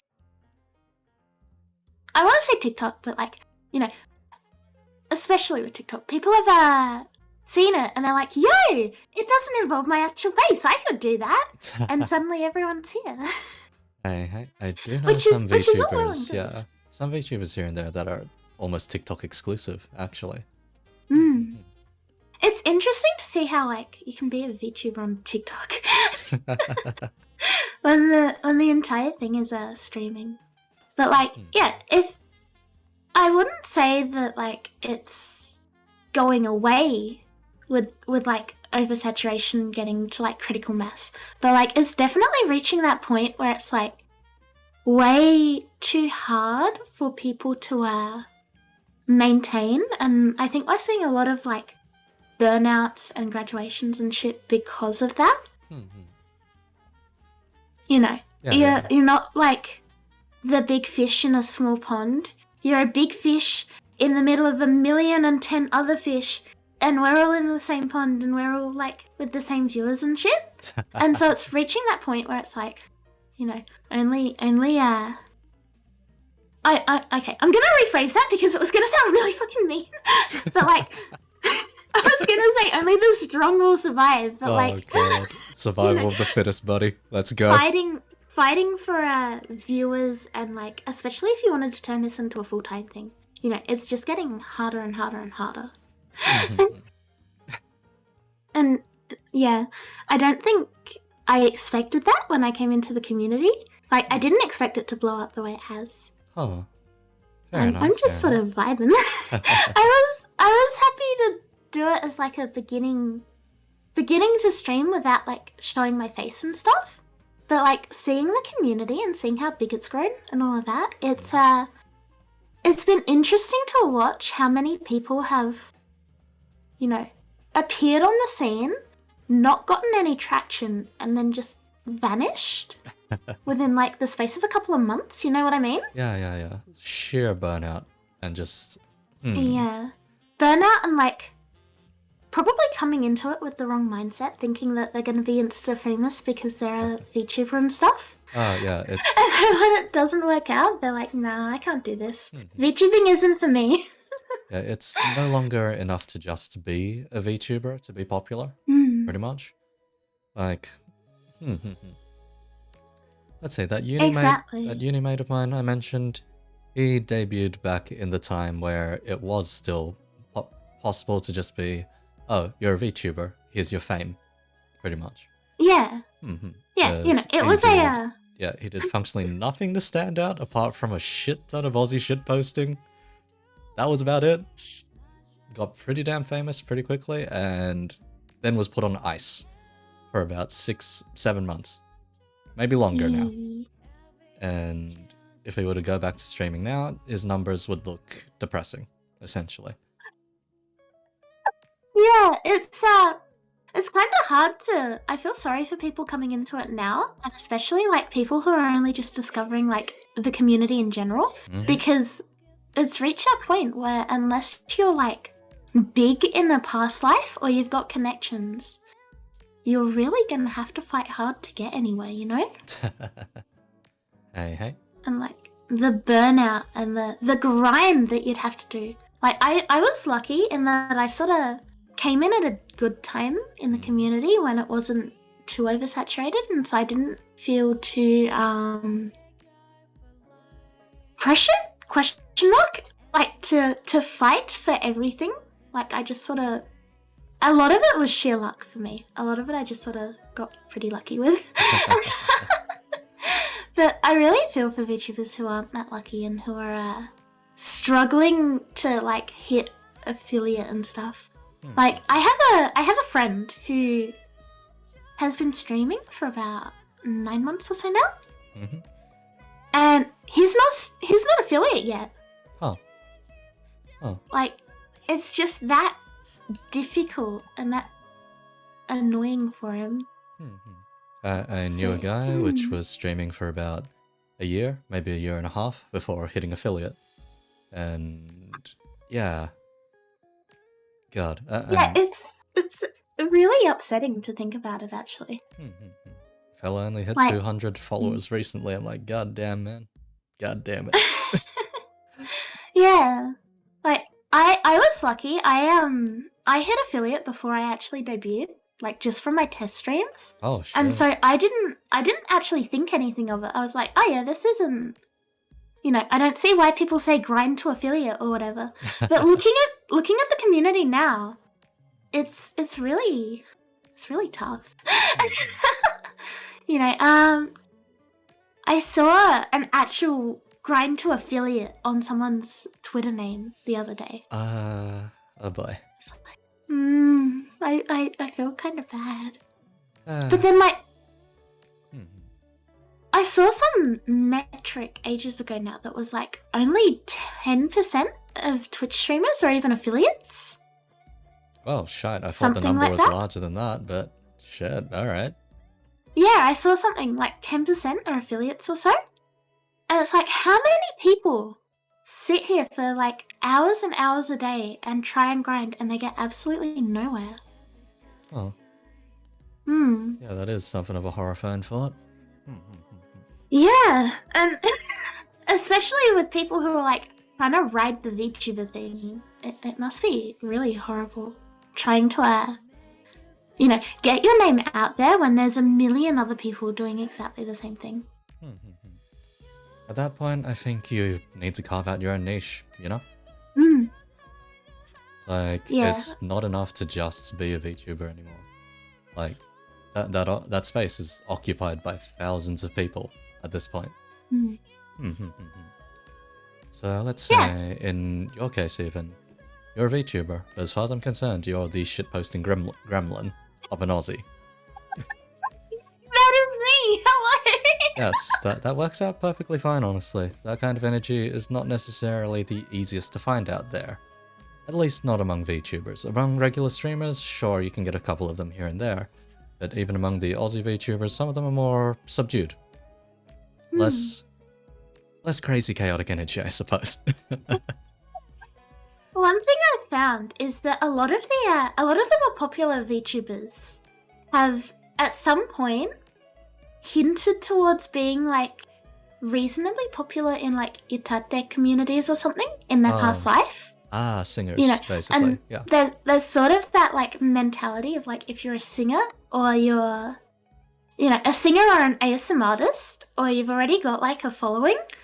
Like even now, looking at my Twitch sidebar, I can see my recommended channels are an ASMR VTuber, 2 known singers, etc., etc., etc. And it's like seeing that sort of puts it in perspective that like a lot of people who get big in the community are already known for something, especially like people who were singers before they started. And especially like itates who did a lot of Vocaloid and shit, because like the weeb community overlaps. And it makes it a lot, I imagine it would make it a lot easier. Like, I don't come from a background like that. I come from purely a fucking gaming background.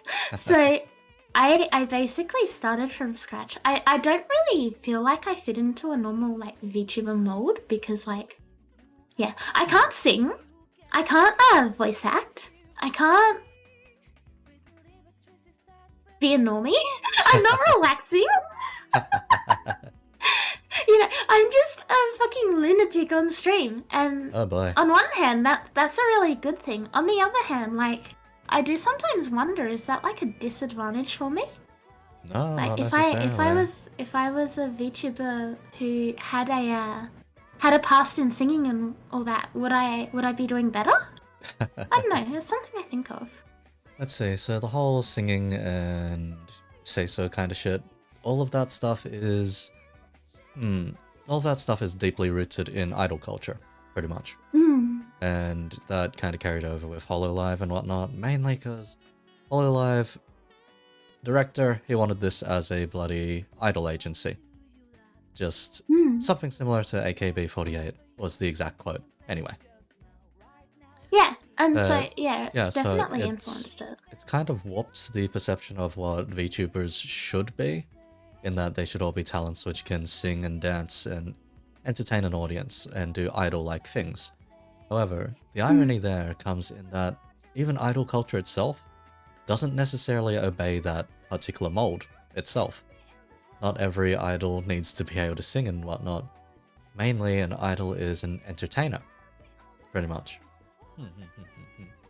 Because a lot of them, even, they might not necessarily release songs of their own, they may only do like group songs. And then on top of that, they may only do radio shows. Or radio shows, comedy, talk shows, whatever. They're not necessarily stuck into that mold. So it is funny to see just how sharply some people try to stick to that mold when it comes to VTubing. That they believe they have to be a singer, they have to release covers, that they have to do this and that, have a debut. Even debut itself is a idol thing. So it's pretty insane how much people believe they have to fit that mold. But VTubing itself, there's not really inherently that restriction. It's just kind of an expectation, unfortunately. That's exactly it. Like, I remember when I very first joined the community, like within my first few days. I'm allowed to name names again, right? Yeah, sure. Shoot. It was before EO Dragon VTuber, before she debuted, when she was like very, very small still, had only just started, and she did this cover of Bakamite for someone and posted it on Twitter. And like the response she got was overwhelming. It was incredible, and I was like, okay, so I need to be more like EO. I need to work harder to be like EO. I need to take singing lessons. I need to do this and that and the other if I ever want to survive as a VTuber. And, it took a long time for me to realize that, like, being an idiot is kind of my thing. It's kind of the niche that I've... Oh.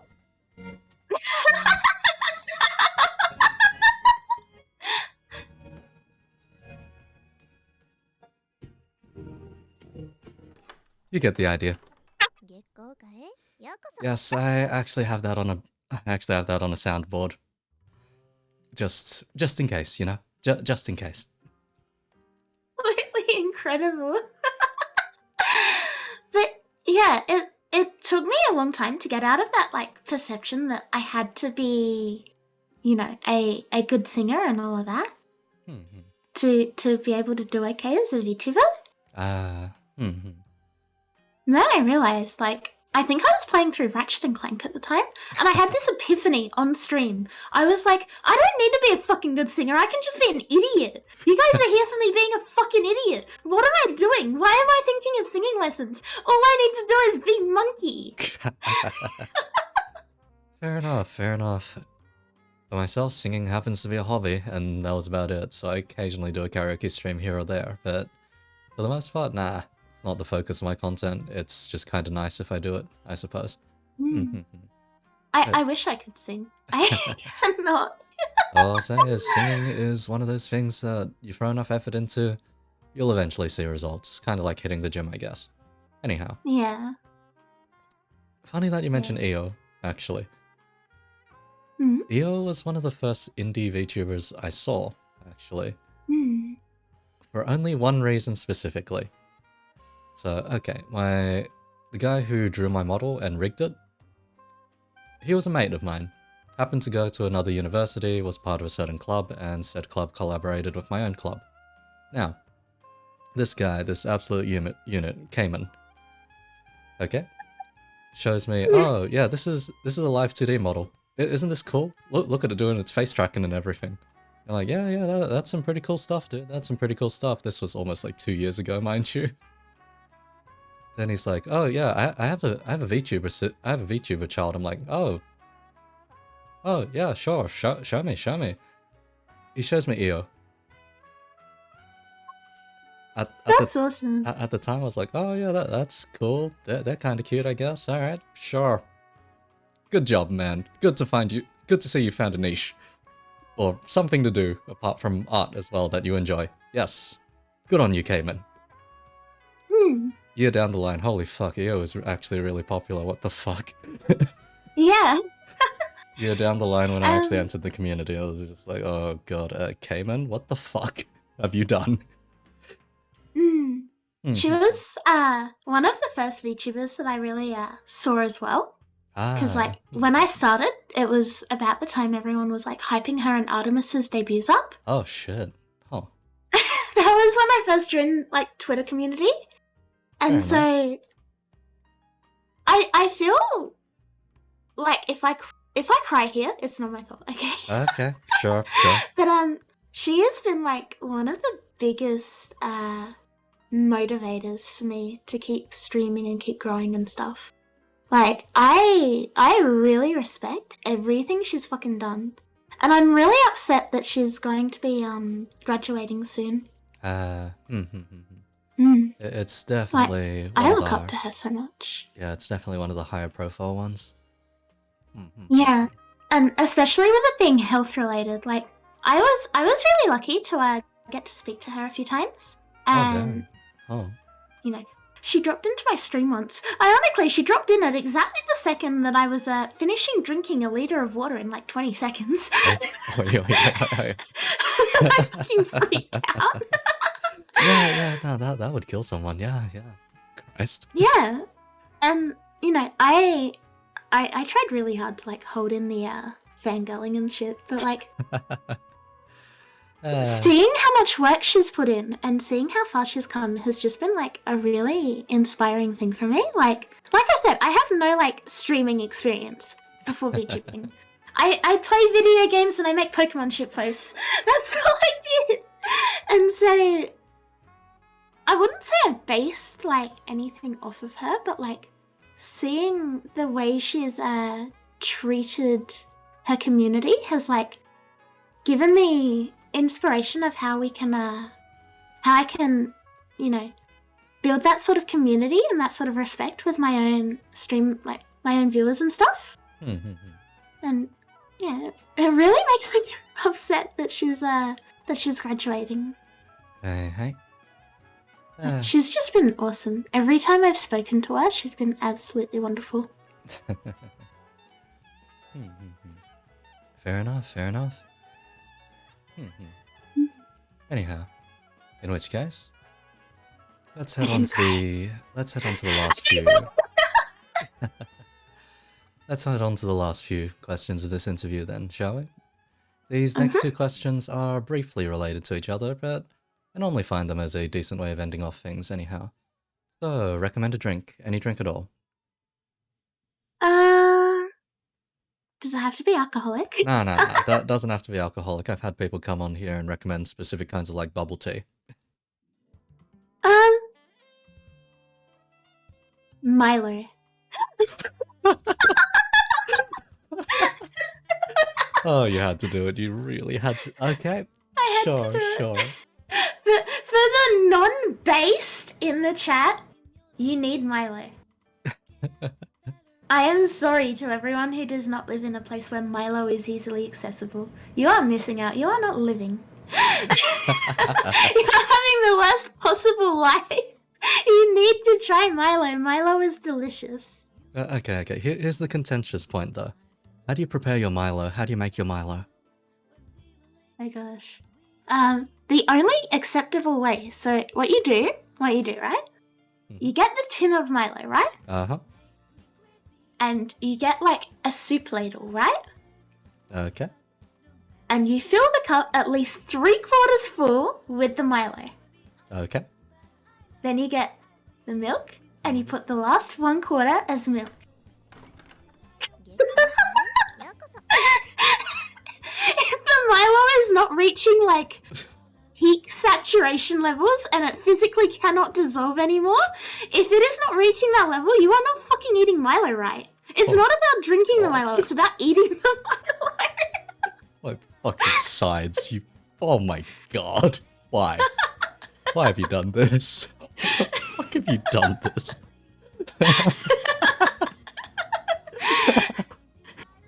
I see some chat like going, what the fuck? And the rest of them like cheering me on. Oh my... Eat Milo in spoonfuls, abso-fucking-lutely. Oh my... That's not a drink though, so I can't say that. Christ. Oh my god. As far as an alcoholic drink, I am a big fan of Bailey's and Contro. Oh. As far as alcoholic. That's actually quite unique a choice here. Mix them together, it's good. Oh damn. Alright. Gotcha. Maybe that's just me though. I have a really big sweet tooth, so like, for me, that's like living the dream. Ah, right. Yeah, god damn, that would be very sweet. I also bought Fairy Floss infused vodka the other week. Yeah. Wait, that's a thing? Yes, it's bright pink and it's sparkly and it's fucking incredible. Oh my god. Okay, gotcha. And it's also very sweet. So that would be my alcoholic recommendation. What infused? Fairy Floss. Oh, Australian. Cotton candy. Close enough. Alright, I will just send this particular video in the chat. This would more or less be the way that this dragon does indeed enjoy their Milo. No! What is it? Is it what I think it is? Probably, yeah. It's got a Milo, not a milk. Anyway. Fun fact, I actually live quite close to the people who made that video. Hey. Oh Christ, yeah. Okay, small bloody world. Small bloody world. They're quite popular around here. But yes, that's basically how I make Milo. Yes, that is my recommended drink. That is the drink of choice from this fucking dragon. If you cannot physically see grains of Milo in your drink, you are fucking weak. Your bloodline will not survive the winter. What are you even doing? Jesus Christ, alright. Alright, the follow-up questions, this one's very easy. It's likewise recommend some food. Can I say Milo?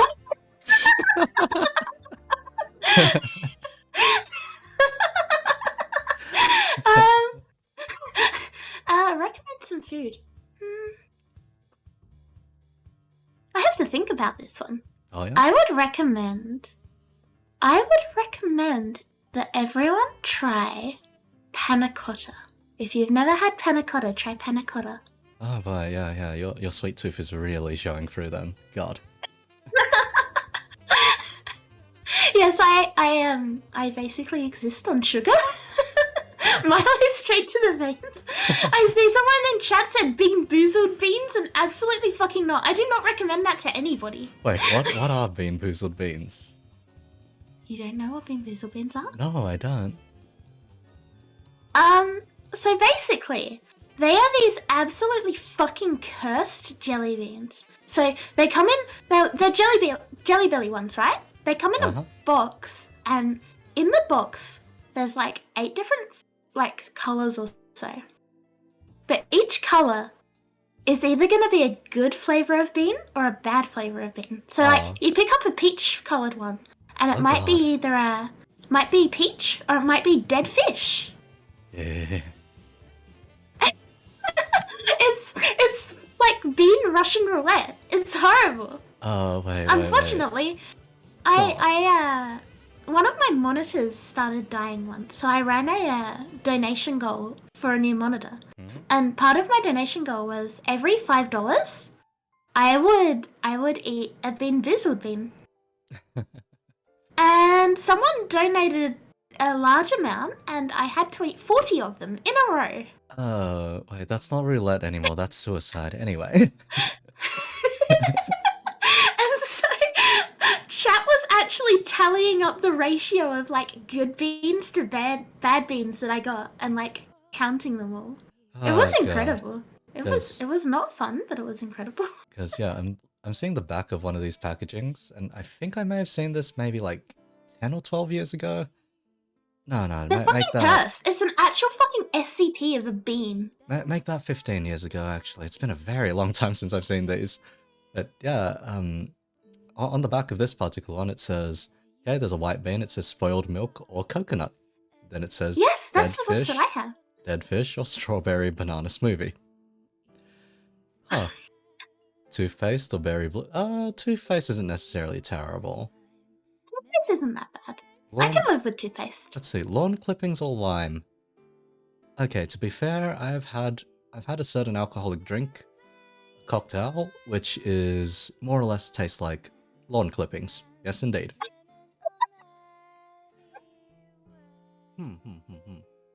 How does one say? That one's called a last word.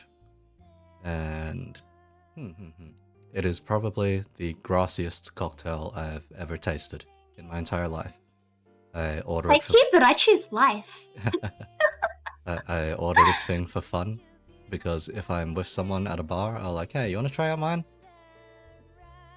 They'll take a drink, they'll look back at me, and they'll be like, what the fuck have you been drinking here? I'm like, just sipping the grass.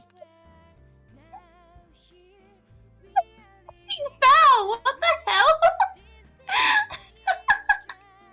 Certain variations of it stop tasting like fresh glass and more like the compost instead. Yeah, gross. It gets worse, pretty much. Hey, fair enough on the panna cotta for the sweet tooth. Panna cotta good, panna cotta very good, Bean Boozled bad. Bean Boozled fucking demon spawn jelly beans. I hate them, and yet I bought another box of them the other day. Eh? I don't like myself. I walked past them and I was like, oh hey, I could use those for streams. And I bought them, and then I got home, I was like, what the fuck am I doing? Why am I willingly subjecting myself to fucking Bean Boozled again? Someone in chat pointed out I had leftovers from the last box. And it was like half a box of them, so I shoved them all in my mouth at once. Yeah. Yeah. Did that. Got a vomit flavored one. Did not have a good time.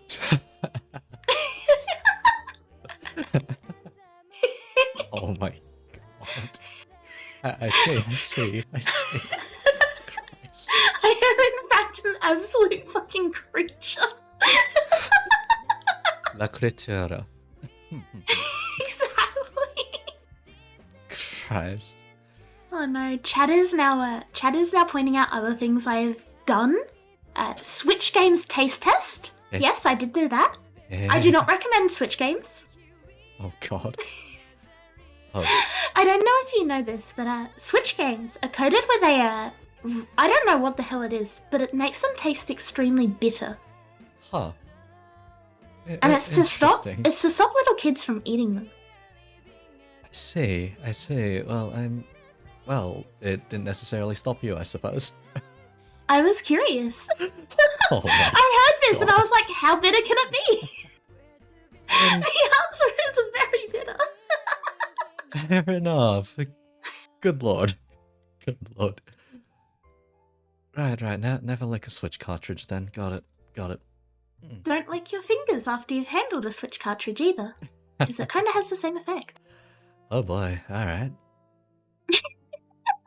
Wait, you tasted 3 of them? 5, actually. Oh my god. I wanted to see if they had different ones depending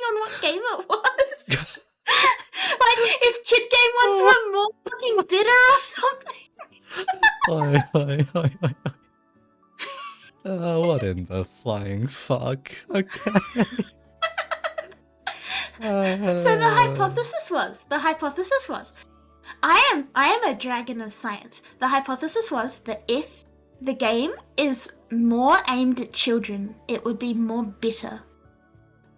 Because, like, no self-respecting adult will eat a fucking Switch game. So I was like, maybe they put more bitter shit on the kids' games. I don't know if they put the same amount on all of them. I'm fucking dying. God, why? Why? Oh, God. God fucking... Alright. There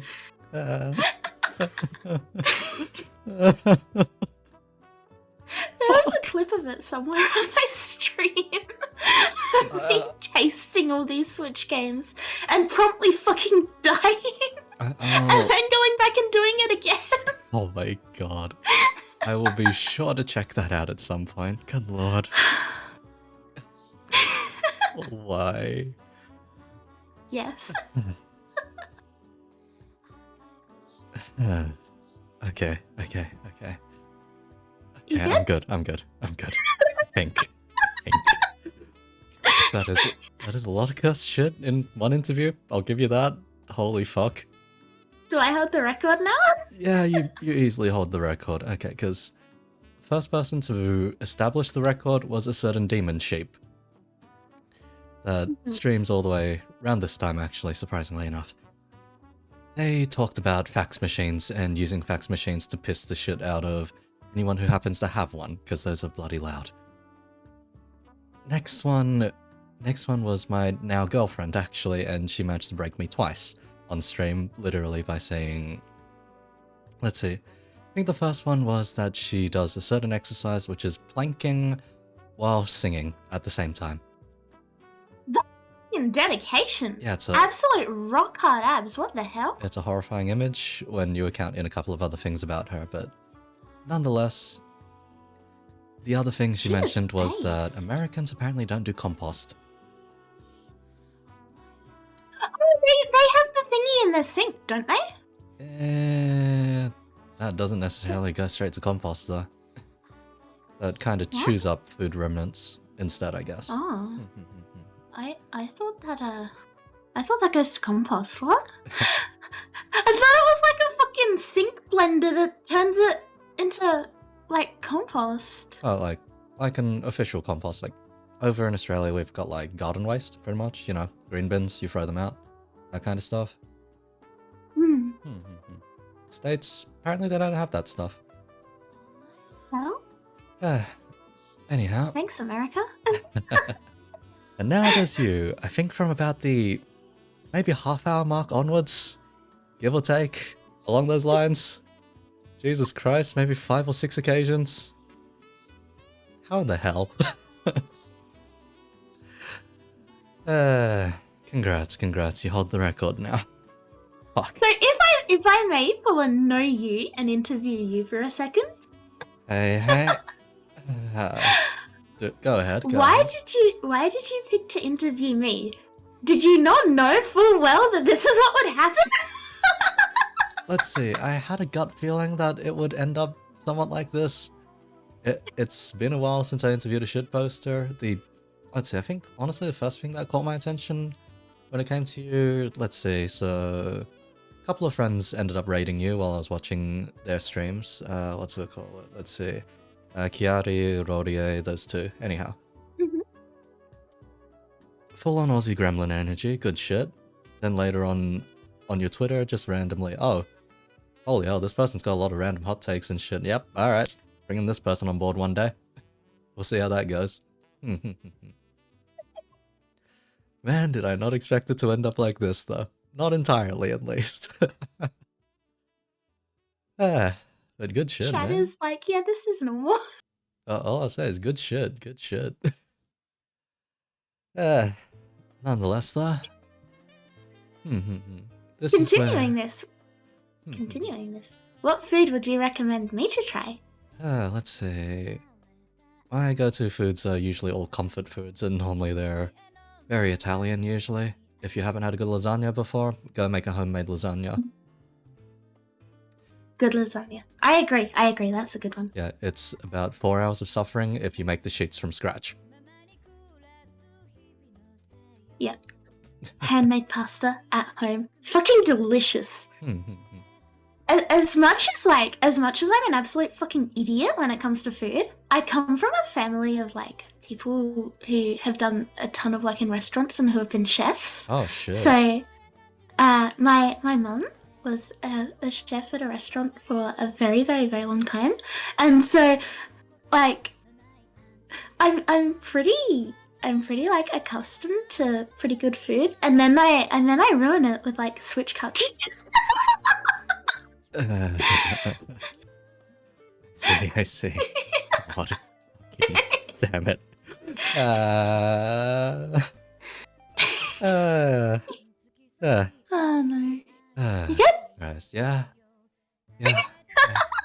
I'll be good. I'll be good. Yep. You'll be good? Okay. Yep. Okay. Yep. I'll be fine. I'll be fine. Okay. Alright. Calm?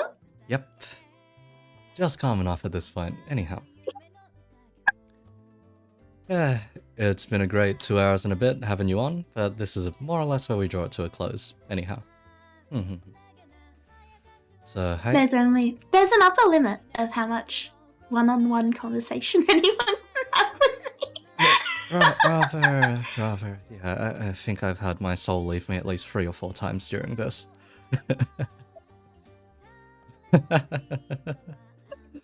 Understandable. Have a nice day. Alright. Let's see if I can't find someone to raid tonight, or someone that I'd like to raid. You know what?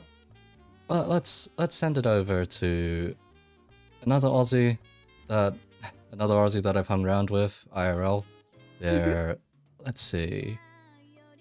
Don't believe her lies, I suppose, is the most I can say about this one. She is evil, very evil, and Understandable. has been out to get certain people drunk before. They're a bartender though, they're really chill. Okay. I'm interested. Anyhow. Thank you for having me on for an interview. I have had a lot of fun. I am sorry that I absolutely crushed your will to live on several occasions. You now hold the record. Good lord. Congrats. I'm impressed. Hey, but yes, it was a pleasure having you on. And for everyone who stuck around, thank you for tuning in. Alright, I'll ship this off to an ending absolutely screen. wonderful. Hey.